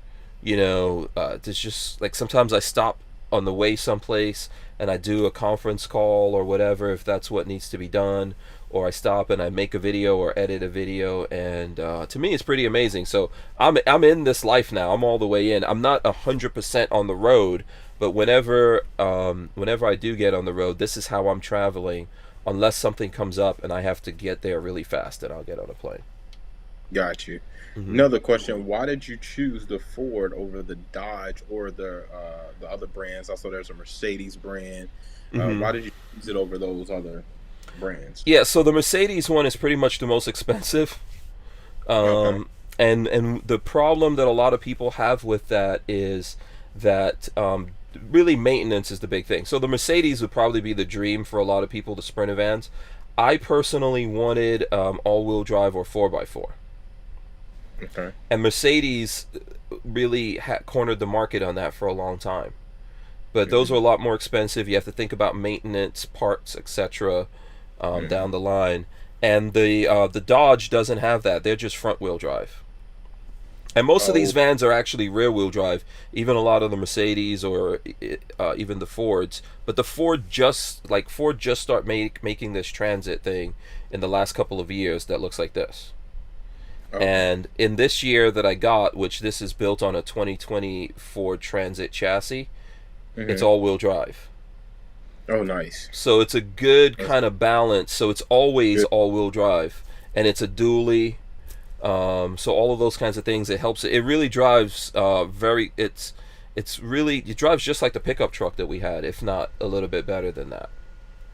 Got you. Yeah. Nice. So I wanted that because a lot of times I wind up going places. So when I met you guys out there in Missouri, we can consider that was off-road. Oh, yeah. It definitely was. Yeah. You pulled it right up there. Right. Yeah, I didn't get stuck or anything like that. And there's a lot of things that Ford did because they were competing with the Sprinter vans. So this has the same engine that the Ford Raptor has. So it's a V6 twin turbo engine. So it's got some decent power and all that kind of stuff and good tech. And it wasn't as expensive as the Mercedes was. It was like at least a good $50,000 cheaper to get into it, and it's real easy for me to do maintenance stuff on it. So I've done 10,000 miles on it, and I just did the oil change, and it cost me $65. Nice. Okay. Yeah. There's a lot of places that don't want to work on these vans. So regardless, like when people are selling them to you, they're like, oh, everyone's gonna work on it. So what I found was even the Ford, when I called the dealerships in Gainesville, they didn't want to do it, or they wanted me to go on the really long waiting list. And then I called, like I live out in the country, I called the local place, and they were like, yeah, come tomorrow, 10 o'clock in the morning. I was in and out of there in an hour. So I think it's a lot easier to do that with a Ford versus a Mercedes. Sure. Yeah. No, that makes total sense to me. Yeah. Now, so is it set up for your like bug out vehicle too already? Yeah, I'm working on that. I'm building it into an overlander. At this point, it is. If Lola and I, like, if the power goes out or whatever, it's got a generator on board, it has solar panels. I could plug it into power. I could go not everywhere. It's not like a Jeep, I wouldn't say, but I could get out there and do things, and I've done that. Yeah. So I'm building it into more of an overlander, so I'm going to put some cool things on here that people will see coming up here as time goes on. Like I'm about to put in some lithium batteries. Nice. Right now this has regular batteries. A lot of these vans come with, you can get a lithium version or you get the generator version, and I kind of wanted both of those things. But if you get the lithium version, you don't get a generator. So I got a generator, and then I'm going to do the upgrade and put batteries in here, so I'll be able to have more options. So if I'm fully charged, I could run my AC and all that kind of stuff for several hours, and then if I really need to, I could kick on my generator, and then my solar panels will trickle charge stuff. Nice. That's cool. Yeah, so it's just like to me, it's just I've considered doing the Jeep thing. I've got friends who go overlanding in their Jeeps and they really get out there. The problem is they have like I guess it's those JLs or the four-door Jeeps. Is that? I think it's the JLs, right? The four-door Jeeps. So when you see someone that has those, there's no space in the back. Jeeps don't have a lot of space. Yeah, but they're packed up with stuff. It's just crowded with everything. So this is not as nimble as that, and can't go necessarily all the places those could go. But it's a lot more comfortable, I think, to get out there. But mine is only really for two people. There's only two seat belts in here. Some of them you can get 4 seat belts. You can sleep more people and all that. But because I wanted the all-wheel drive and some other stuff, that's where we're at. But this has I could cook in here. It's got a fridge. It's got a shower, toilet. The whole thing. So we can live in it. And when you guys saw us on the road, this is what we were living in on the road. We never stayed in a hotel. That's cool. Yeah. That's really nice. Yeah. So, the one thing you're gonna miss is nice hot showers. Mm-hmm. Yeah. So like what Lola and I would do, I think somewhere along the way there. Well, actually, we went to the IV88 event in Georgia, and we stayed with the Barnauls guys, and they had like a cabin. So we just parked outside, but when we wanted to shower, we just did showers there and conserved our water. And somewhere along the way, I think in Alabama or something, we stopped at Lola's brother's place and we did the same thing. So I think if I was really on the road for a while, you have like trucker showers, which are clean and available. I've never done that. Have you? Either one of you guys ever done that? I mean, I've been to a good amount of truck shops. I haven't taken a shower there, but apparently it's really, really easy. You also got the YMCA, man. It's like $20, $30, and, gym, and you can use it in the country. Yeah, I heard Planet. Is it Planet Fitness or something like that? Has like a good membership that you can have access to that stuff. Yeah. So if you really wanted to do it in America, you have so many resources. You don't really have to cook or anything like that. I don't think we've cooked anything in here. We sometimes have like tea in the morning or something like that, or make ourselves something to eat. But it's really fun. I think someone was asking in the chat if it's really freeing and fun and stuff like that. Yeah. It really is. I don't think about hotels, or I don't think about when I'm going to leave, when I'm going to get somewhere. Along the way you could change your plans, and it's a lot of fun. Lola is not going to do it all the time. So when we go to SHOT Show, Lola's like, I'm not driving with you all the way out to SHOT Show. So she probably will get on a plane and fly out there and meet me. But because I have to leave a couple of days in advance, and she doesn't have that kind of time to take off. But that's my jam. That's how I like to do things. You're going to drive all the way to SHOT Show? Hell yeah. Yeah. Man, Hank, you the man, dude. Hey, God bless you. Yeah, I've done that a couple of times in smaller how vehicles. long is that drive? It's a couple of days.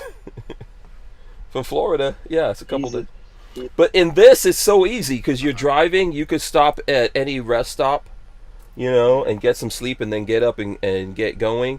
This van could park in a regular size. It's 20, what is it? It's like 23 feet long, so it could go typically into a regular size parking spot. Sometimes we stay like in Home Depot, Lowe's. What's the name of the food plate? The Cracker Barrel, things like that. So if you're you could just be on the road, and when you're tired, there's a lot of places you could go to. And because it's a van and not like a big RV type of thing, there's lots of places that I could just pull in, and people don't really know what's up. I could just close everything up and be in there, and no one really, if they don't know what they're looking at, they'll just think, oh, that's some kind of work van. Yeah. So I think it's for me, it's fun. I enjoy it. Nice. Sounds really cool. Sounds very freeing. Yeah. That whole being I saw it in person. Yeah, what's that, Pete? That pulling into a parking lot. I mean, we've driven an RV around. That RV, man, you have to have a certain spot to go to. Period. Yeah, and that being able to just pull into a Walmart parking lot or Cracker Barrel. That's awesome. Yeah. Yeah, That's what's typically, if they don't want you to be there, they'll say something about it or whatever. But there's a lot of different resources and apps and things like that. But honestly, I could pull this into a neighborhood. There's places where they don't necessarily say you could be there. Like I remember one time we went to some kind of event, like I think it was here in Florida, and we went to a Florida Second Amendment event. And we couldn't find a place like that, and we just went to a Lowe's parking lot, which is like technically one of these places where you could do it, but there were other things there, and we just pulled in, did what we had to, went to sleep, woke up, got the hell out of there. Yeah. It wasn't like a thing. So, yeah. All right, I think that's we probably killed enough time on that. Yeah, Santi says Lola said I'm out. Yeah, she doesn't. She her time is valuable apparently. Lola did it with me. She drove from Florida to Vegas before in a 4Runner that we had. Oh, nice. It's a long ride. Yeah, a long ride.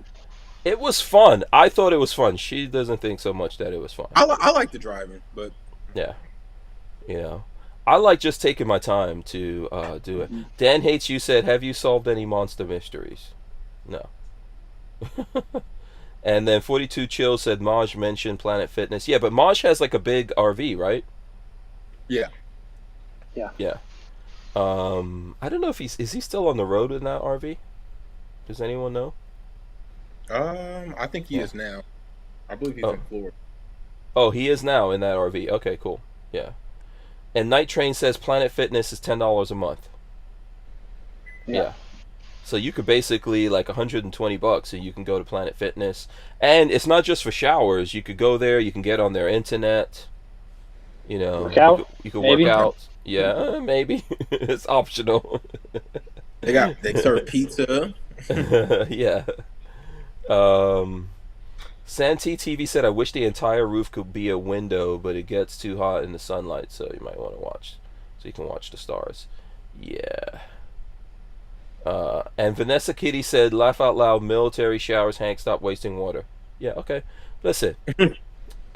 For everyone who did that military thing, you were forced into that. When we're in the van, we do that. Yes, it's like you turn on the water, you get wet, you turn it off, you soap up, you wash it off, done. That's not fun.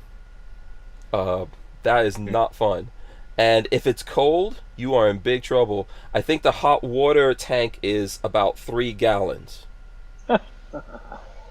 So when you use up that hot water, you have to wait about 30 minutes for it to fill up and get hot again. So, but if you're like in Florida or any place that is hot, a cold shower is probably welcome. So there you go. Let's see. And then Vanessa Kitty says, rest areas in Florida have 2-hour time limit. P.S. No excessive laughing. Troopers kicked me out for laughing too much in Boca Raton rest area on I-95. What? It's Boca. Yeah, what kind of crazy laughing were you doing, Vanessa Kitty? She's doing some maniacal evil. I've stopped at a lot. Not all rest stops are like that. They don't typically even... They don't really watch you all like that. So, and then shout out to Elfster. See this? You guys started this. We're supposed to be talking about cases and ranges. Elfster's Rifles and Reloading says, my woman and I took a plane from Wisconsin to Washington, rented a Dodge Caravan, went to a Walmart, got a Queen Air bed and cooler full of food, and hit the road, Mount Rainier and Olympic National Park. Yeah. That's still roughing it. That's not... I need a little bit more sophistication than that, I need amenities, I'm just saying. And then we're not Mike's age. Yeah, no, not Mike's age, yeah. Yeah, that's yeah. I need a little bit more than that. And then Check Your Six says, don't forget your shower shoes when showering at the truck stops. Yeah. Good advice. Good point. Yeah. I have slippers. Specifically for the van. I'm not even a slippers kind of guy. But in the, like, so now because of being in the van, I don't wear shorts either. That's a Florida thing, you know that, Pete. Yeah. Yeah, people in Florida don't buy pants. I've noticed that. I'm like a New Yorker, so I understand what pants are. People who've grown up here don't even know what the hell pants are. Nope. Yeah, they just know shorts. But since I've been doing this van thing, I rock slippers and shorts. So you need Crocs. Yeah, Rock that's the what I Crocs. got. Yeah, I've got like the Crocs and stuff like that. And Lola's like, Tactical. yeah, I'm driving everywhere around the country. I'm getting out. She's like, you look like you're in your house. I'm like, yes, I am. I am. So you're not gonna put on something to get out and get the gas? No. Have you been? You guys have seen people at gas stations, right? People are hood at gas stations. I see people in their pajamas. Oh yeah. Yeah. Scarves on, Yeah. all crazy stuff. Hey, Yeah. another What's question up? for you. Okay. All right. Your go bag, the weapons you take with you in your truck when you're traveling. What is your standard? If you take a long rifle with you, what is it?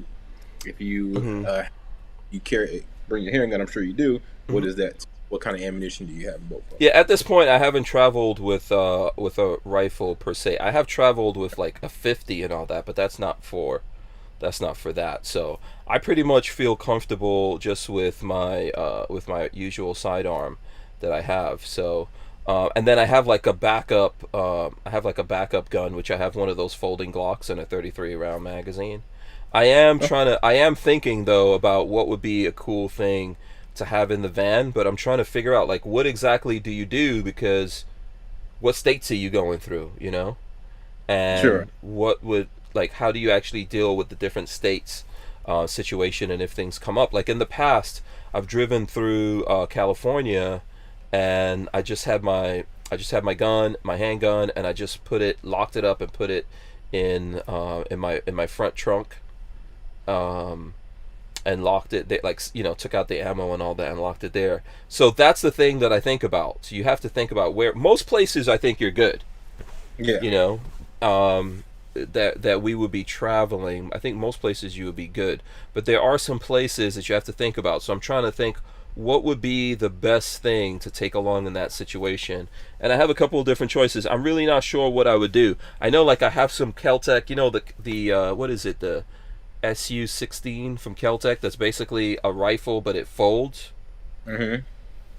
And that might be good because that's all standard lengths and all that kind of stuff. So I'm trying to think on that. Do you have suggestions for that? No, I was just thinking of like an AR pistol. Typically, when I travel, I typically have an AR, like some type of rifle caliber. So I have an AR or something like that, and I always have a handgun, a backup handgun, ammunition. Just standard. Yeah, that's what I have too.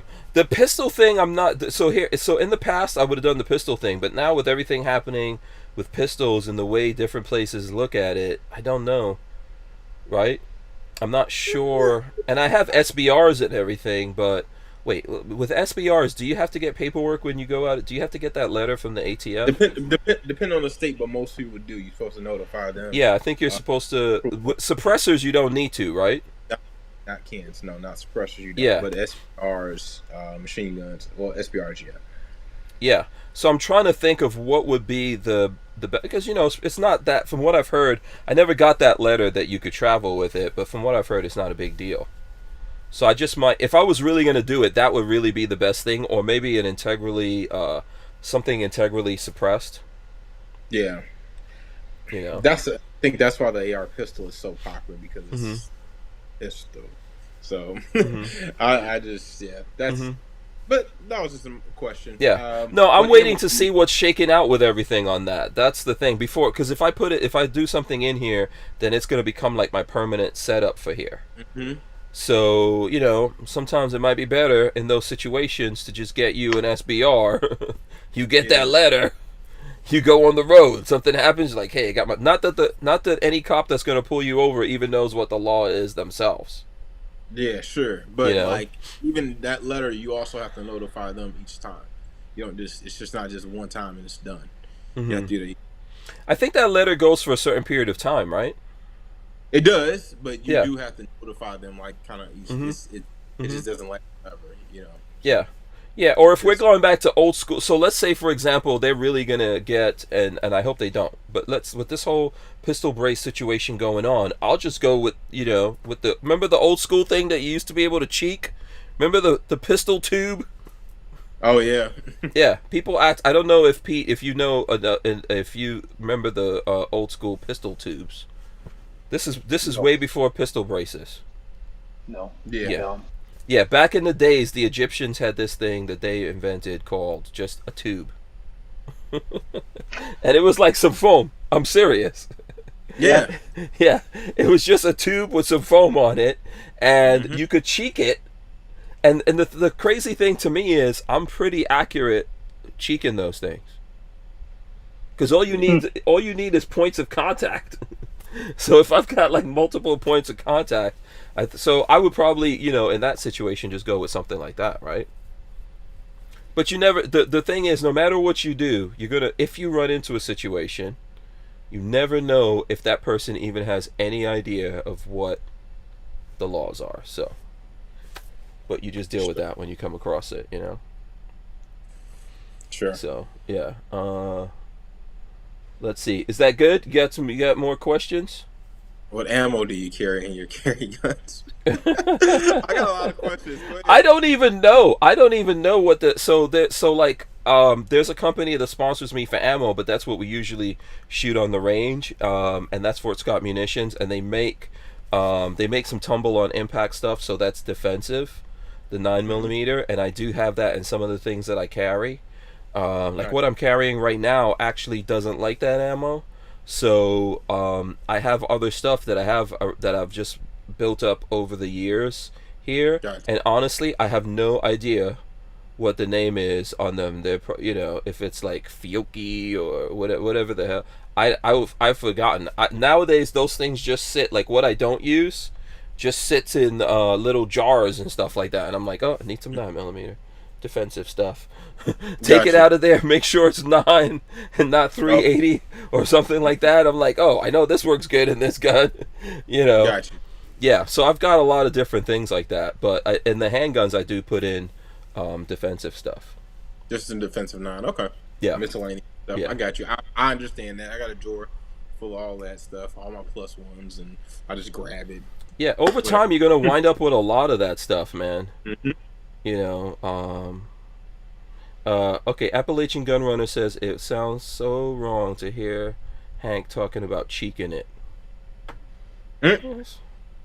That's still manly. That's not a violation of any code, so far as I know, is it?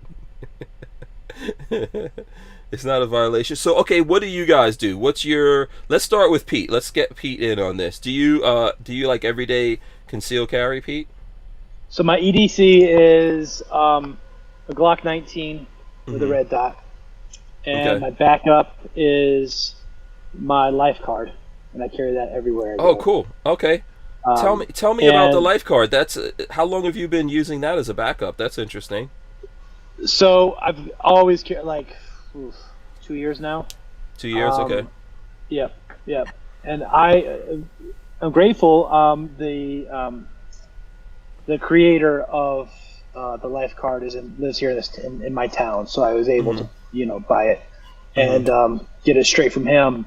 Mm-hmm. And so yeah, that's just my little pocket credit card gun. If I get in a jam or whatnot, I'm in a Mm-hmm. place where I can't carry my 19. Mm-hmm. My ammo, Mike, of course, it's going to be Blackwater. Mm-hmm.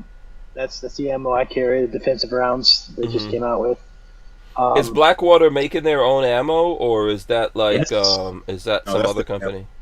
Oh, that's their okay. stuff. yep, Okay. Okay. they're making using their own. Mm-hmm. And they just came out with some really cool. They showed Mm-hmm. us when we were there these I think they're 20 gauge slugs, Mm-hmm. shotgun slugs, and they're devastating. Like they turn into this pinwheel, and just there's no stitching it back up. Mm-hmm. Uh, so they just came out with some of that too, and that's really cool. Mm-hmm. Yeah. Okay. So What about you? What about you, Mike? EDC. Whew, it changes. Mm-hmm. I would say the one I've used through the years has just been my Glock 19. It's nothing fancy. Just a Gen 5 Glock 19. I have just what's the Trichicon night sights on it. It's nothing fancy. X300 light, spare mag. My handheld light is a Surefire X Pro handheld light. I carry that with me, and I typically, if I'm traveling, which I am a lot of times, I take my Daniel Defense Mark 18. It's Oh, okay. a pistol. I take that with me, and that's pretty much what I take with me all the time. Then medical, always have a tourniquet. Tourniquets with me pretty much everywhere I go to. Extra mags. And Yeah, for sure. And always extra mags. So how do you guys carry? Where do you guys carry on the body? Like 3 o'clock? Yeah. Appendix? Appendix, yep. And my ammunition is now, I used to use the Hornady Critical Defense, and I'll either have those or those Underwood extreme penetrators, but I just switched to the Blackwater ammunition now too. So and I've ran 2 boxes and of the stuff, and it's great. It's not a lot. I did run it just to see. It was great, but that's what I have. I carry a paint.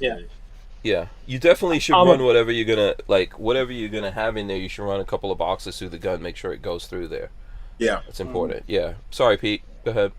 No, all good. I carry outside the waistband. I'm right now trying to make it comfortable. I'm a big dude, so I just carry on my right on my side, and pull a shirt down over the top of it, and wear baggy clothes, and that's all I can really do right now at this size. But yeah, I'm with you, man. I mean, I carry it like, I guess we can call it like 3-4 o'clock. But I'm a bigger guy, and I prefer to inside the waistband. But yeah, I like to wear baggy shirts and stuff like that. I'm not. I think I see why a lot of people like appendix carry. But I never feel comfortable doing it. But lately, I've been thinking like, there's different things that are out there now, different ways that everyone's doing things, and I think in some circumstances it's actually more comfortable.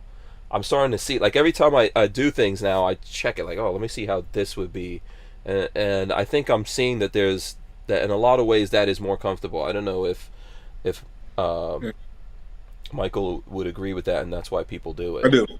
Yeah. So it's just more comfortable. A lot of yeah, people I'm not converted yet. I'm not converted yet. Yeah. A lot of people will. I'm in the path. A lot of people who had a little size on them, they felt like appendix carry wasn't for them. I saw there was a guy, he put out a video. He kind of got bashed for it, but he was like, appendix carry is not like guys are heavy set. It's not really necessarily true. I mean, it is tough. You do gotta adjust to it, but there's things you can get that actually help with that. And it's still comfortable. It's just the gun being right there. A lot of people get nervous because it's so close to your manhood. And women, so close to probably. So I understand it can be kind of nervous at first, but it's a lot more comfortable. I started off like pretty much everyone else at 3 o'clock, and it was kind of uncomfortable. I felt like like every time you walking around, it was just poking out. Yeah, I feel like the police. That's the big thing. Yeah. That's it. I'm always tugging at my shirt, making sure that I'm not going to scare the earth nuggets here. Yeah, and that's just a thing that it either takes time for you to get over or you never get over. Like I still think about that all the time.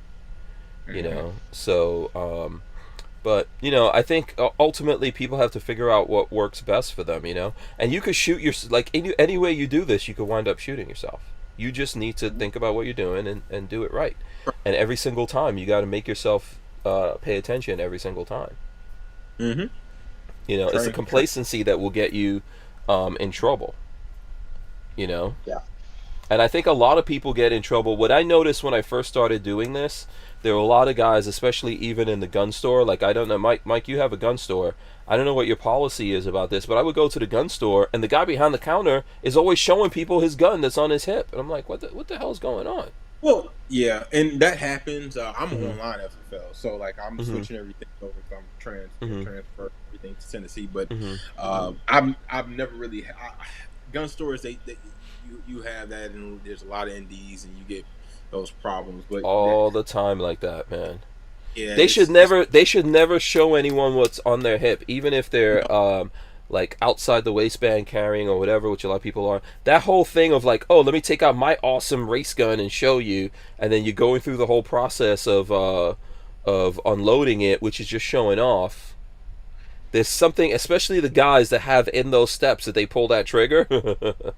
You know, you do that so much and you're not paying attention to what you're doing, and they pull that trigger and the gun goes off because they missed a step. They missed a step in there, and either it goes through the wall, goes in the floor, you know, goes into someone or whatever, and it goes crazy. So I don't even show people what I have on me. Even if someone asks me about it, I'm like, this is what I carry, but I'm not going to show it to you.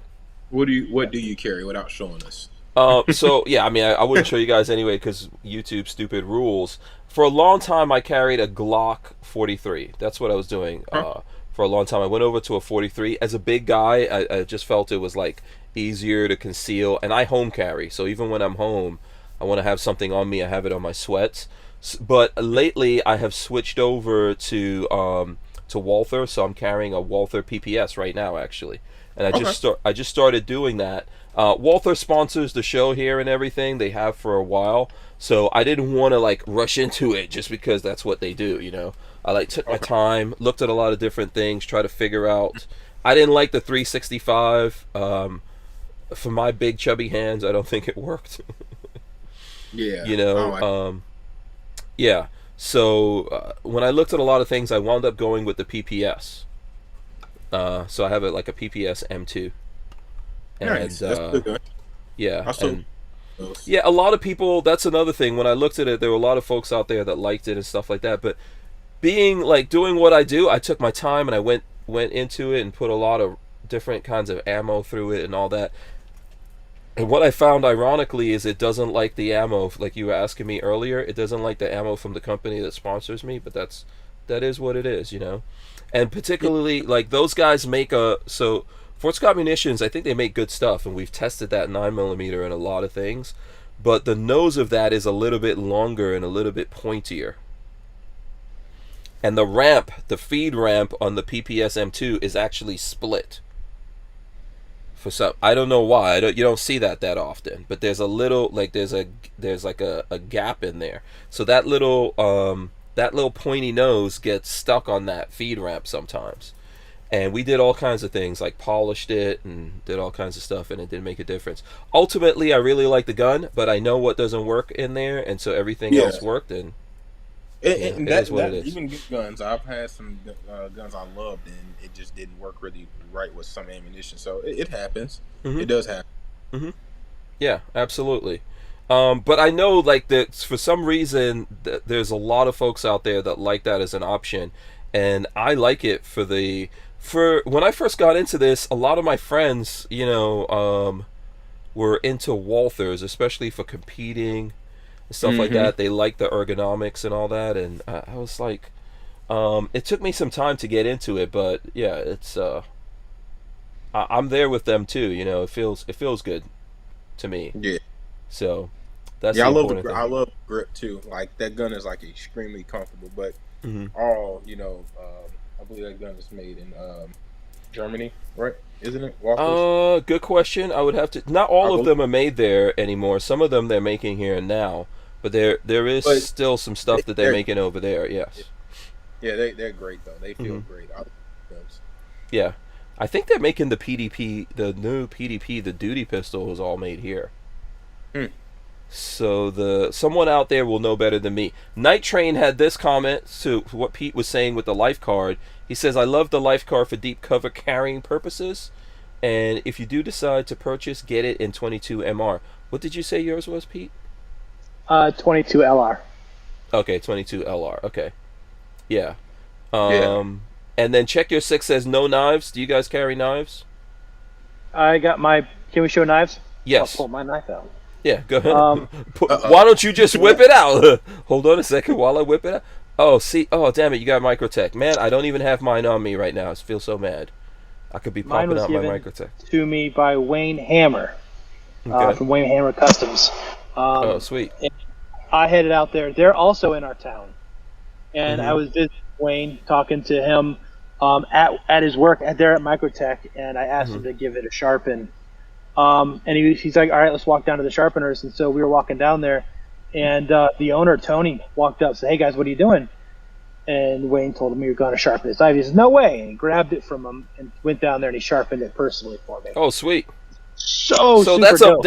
so you're saying, what you're trying to say here, Pete, is that's technically a Marfione custom? Is that what you're saying? I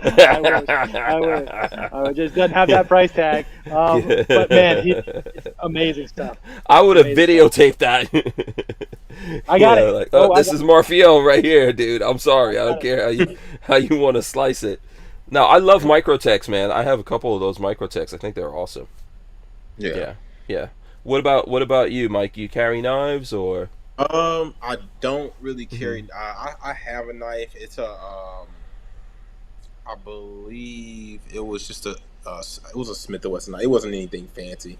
I had it sharp, but I just carried it just in case. But I don't carry like EDC. To be honest with you, I haven't really got into that. But I do want to start carrying knives. I actually want to do like a lot of knife training. So yeah. Do you guys carry lights also in your EDC? Yes. No? Yes. Oh, okay.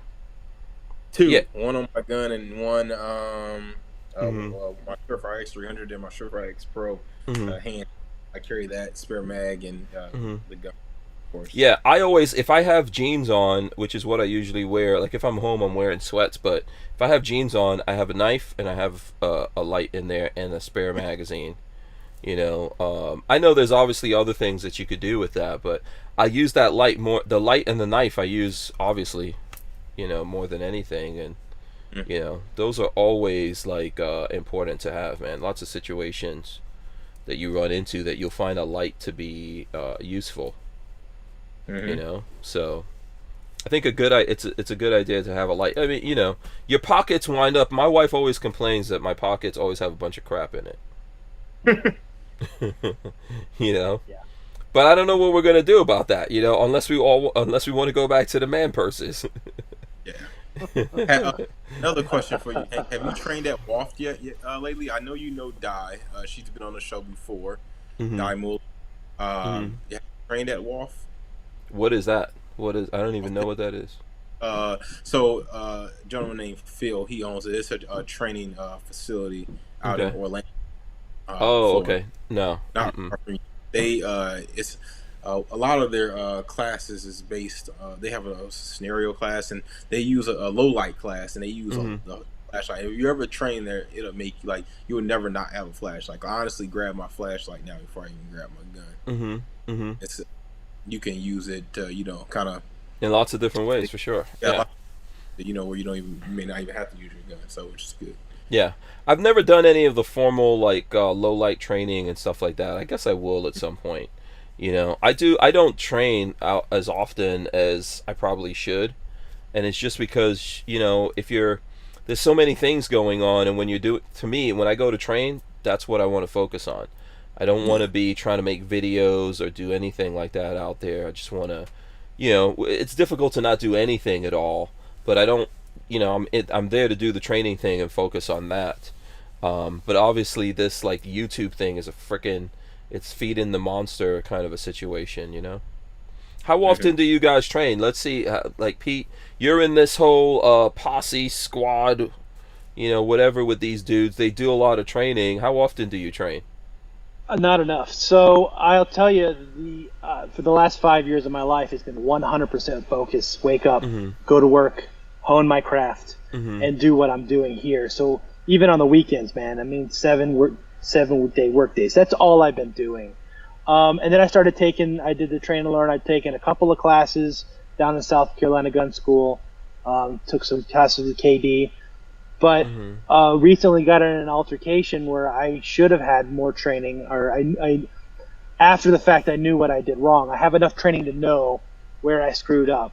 And thankfully, it didn't come to any further than just a couple of people whipping it out and egos getting in the way. But, you know, I did realize where I am. I'm going to need to step up my training. So that's me going forward. I'm probably going to hit up the guys at WAFT, at West Orlando, bike training, or but I'll probably hit them up. And I've got Mm-hmm. a couple of classes coming up here. Tactical Santa Claus is putting on some classes, so I'm going to start training a lot more. And yeah. Yeah. I found the hole. I found the hole that I needed to come up against to realize that just hanging out with everybody doesn't make me safe when I'm alone. Yeah. No, but I mean, listen. Everyone has to figure out everyone has their time or their season when they realize, okay, I have to do this. You know. So I would definitely recommend people do get some kind of training and think about those things. Think about what you carry. I saw someone asking if we circle out things in the ammo. I do that sometimes. I take things out. Like if this is what I'm carrying, I'll just test myself to see if what is in the gun is still actually working in there, or if I run into something, so I can figure that out before I actually run into something. I hope I never have to use my gun to defend myself or someone else, but Yeah. you know, I'm not looking for it. I hope it never comes, but you just don't know when that time. Mike, we've talked about this in the past. You know, Yeah. everybody has their time when that thing is gonna just show up on you, and it's just gonna come down to how you react, right, without even thinking. Yeah. I agree with that. I mean, the time will come, and hopefully you have the proper mindset and skill set to, get yourself out of that. I know Pete. He called me immediately after that situation, and he beats himself up. But at the end of the day, he's still alive, so he done something right. And a lot of time, gunfights. Yeah, people didn't pull triggers in that situation, right? Yeah. Okay. So a lot of times, just in fights, regardless if you're just talking or I don't know, typically the person who makes the least mistakes wins. So by the grace of God, Pete, and his family were safe that day. So that's good. The biggest thing you have to try to do is avoid those situations until you can't anymore. Yeah, if you can. Yeah. DLD After Dark, shout out to him. I see Smash Time out there also. DLD After Dark said, rule number 67, always carry a less lethal option. The hot sauce is usually best. I carry POM spray. What do you guys think about that? I've only got so many pockets, man. Yeah, I don't carry. That's a lot of extra stuff. Mm-hmm. I want to be as comfortable as possible. I feel like if you're not gonna be comfortable, you're not gonna carry it every single day. Having you're not most people aren't cops, so walking around with all that stuff, it's just not realistic. Spare magazines, you got a knife, you got a handheld, you got a gun. All right, let's kind of slow things, up a bit. So yeah. My less than lethal, and I'm not knocking that. I don't think that's a bad idea either, right? It's not. But typically my less than lethal option is leave me alone. I will leave you alone. Try to be respectful to everyone out there. And even when someone loses it, and they don't want to be respectful anymore, you still want to maintain that. But you want to be able to keep your frame of mind of what that person's getting up to. Most of the time, they're not getting up to anything. They just need to scream and shout at someone and get stuff off their chest or whatever, right? So, I don't know. You know what? I would only think about, for me, I would only think about those less than lethal. I don't know. It's an interesting thing to think about. Growing up in New York, you couldn't even have the less than lethal options, to be honest with you. Even pepper spray is illegal. So and then obviously that's not the situation where I live now. Like I said, I think that gun on my hip is the least used thing, but I practice to always have it on my hip in case I need to use it. And it's not my first thought to go to use that thing either. You have a lot of other tools in your toolkit. Yes, some of them might be that, but once, I don't know, just for me and my brain, the way it works, once we're getting into a fight, I am not playing fair. Yeah. Or giving you chances. So, and Chris Bullis says the tip of my flashlight is his less lethal option. Yeah, so yeah. And Simon says train, says guns are bad. Shame on you, Simon. Simon. Simon. That's my dude. Big shout out to Simon, I man. love That dude is amazing. Everybody go follow love him. that man. Yeah, Yeah. the terror of Everybody New go Jersey. follow. The terror of New Jersey. Yeah, shout out to Simon him. is the coolest gun bunny I know, man. I love Yeah. that man. Yeah, and he's pound for pound, he's the sexiest. Sexiest Yeah. He's got to give industry. it. Hands down. He's a lot of gun buddy. He's a lot of gun Oh, buddy. yeah. You know, you don't need like 2-3 different gun buddies. I'm just okay. I don't know. What does he say? Okay, I think that's all he had to say. He hasn't said anything else since then. Okay, listen, we ran up to 9 o'clock already. Ah, Yeah, I mean, look at Pete over here. I wasn't gonna say anything, but look at him. He's all super sexy, out, like floating head Nice. in the dark. Yeah, Jesus. yeah. I saw he tried to put on some lights over there, and he was like, "No, no, no, no, no. That's not the dude, it best was so look." bright. You can turn on your monitor light or dark. I was like, oh my god. Yeah, I saw that. I saw your face. You were like, "Oh no, I think I'm too gonna back much. to that." No, it's a little too much. There we go. Nice. No. Little mysterious. Yeah. Yeah. Listen, man, it's actually been fun, like just kicking it with you guys. Yeah. And I agree. I had a good Yeah. time. Thanks, Hank. yeah, Michael trying to turn the tables on me and ask me questions. Mm, Yeah. This was great. Yeah. I have to. Yeah, Simon Says Train says hashtag largest pound for pound gun bunny in America. Oh, that's why he didn't respond all this time. He's typing all He was that typing. nonsense out. Yeah. Yep. Yeah. So listen, we should wrap it up. We should wrap it up here. And what I do want to do is give you guys like one final chance here to tell the folks how how they can contact you, support you, see your work, all that kind of stuff. Let's start with Michael. Michael, where do people need to go? Tell them about your event that you have coming up again. I had an event August 14th and 15th. This is the Mhm. grand opening for my new range out in Knoxville, Tennessee. Mm-hmm. Protect One LLC.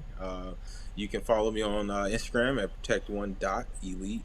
Also, MJ's Firearms at MJ's Firearms 33 on Instagram, MJ's Firearms LLC on Facebook, mjsfirearms.com, and MJ's Firearms on YouTube. So, Mhm. yeah, and you email me at mjsfirearms@gmail.com also, and protect1elite@gmail.com. Right, exactly. And then what's the thing? What's your thing for retiredgraybunnies.com? Oh, yeah, my OnlyFans page, too. That's all about that. You make some money. You make some money, man. Most of it is going to come from the villages. I'm not going to start that all over again. Okay. Hey, they got that retirement money. I'll take it. Okay. Yeah. Girl might not like that idea though, but Okay, Pete. Tell the folks Okay. out there the same thing, So- same stuff. My online portfolio is on Instagram, Carolina Custom Foam 2015. If you want to see some great art, I'm always coming out with new stuff. I do go live a lot. I show people as I'm making it, and I just do some crazy shenanigans every once in a while. Do some stupid stuff just to keep it light. Yep, that's what I do. I don't really have to talk much about myself. Check out my web page or my Instagram page. I am the only gun cased artist in the world, and therefore I'm the best gun cased artist in the world. Undisputed. Nobody's gonna ask a question. I didn't get into this because like what Mike is doing is probably so different. Because someone's gonna go, "Oh, well, you didn't ask him what it costs to do all of this."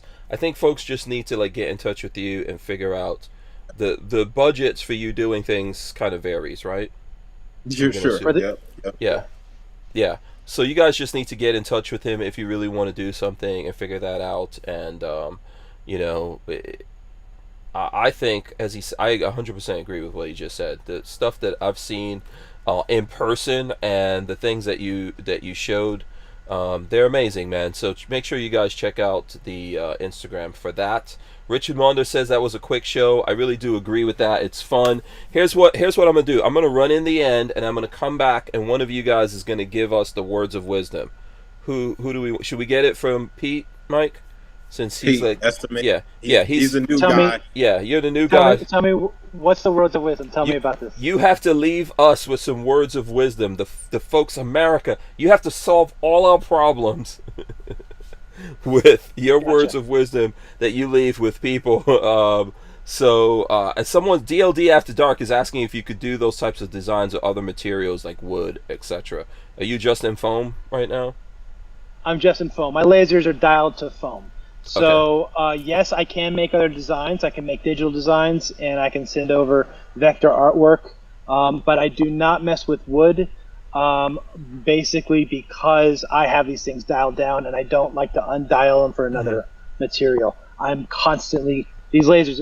Ask Mike. These lasers are running 24/7 as I create these things. Yeah. So it's not that I can't; it's that I won't. Yes, good answer. Good answer. Okay, so think about your words of wisdom here. We're going to come back. Big thanks to everyone for hanging out with us. It did feel like it was a quick show. That's what Richard Monder was saying. Just because we're having fun and we're just talking about a lot of stuff here. There is no show tomorrow. We'll be back Monday. But smash those thumbs ups if you're still here with us, if you're watching this later. We really do appreciate it. Stay right there, guys. I'm coming right back in a second. All right, thanks to everyone for hanging out with us here. Make sure you guys smash the thumbs ups, ring the bell so you can be notified when we go live. I'm going to rip the audio out of this and throw it up on iTunes and all your other places for getting your audio podcasts from. Big thanks to Mychael Walther for coming in here. Always good talking to you, Mike. Also, Pete of Carolina Custom Foam, right? Pete, give us your words of wisdom, sir. Save the world. Okay. All right, America, listen. We need to listen to each other. Just because you listen to what someone has to say doesn't mean you have to pick it up and take it as your word. Everybody's different. Let's all respect that and know that we all don't have the same likes and dislikes. But listen before you talk. Amen. Very well done. Love it. I totally agree with Nice. you. Great having you guys on. That was so much fun. You guys stay right there. All right, everyone, we'll see you guys Monday. We're out. Peace. We're out of here.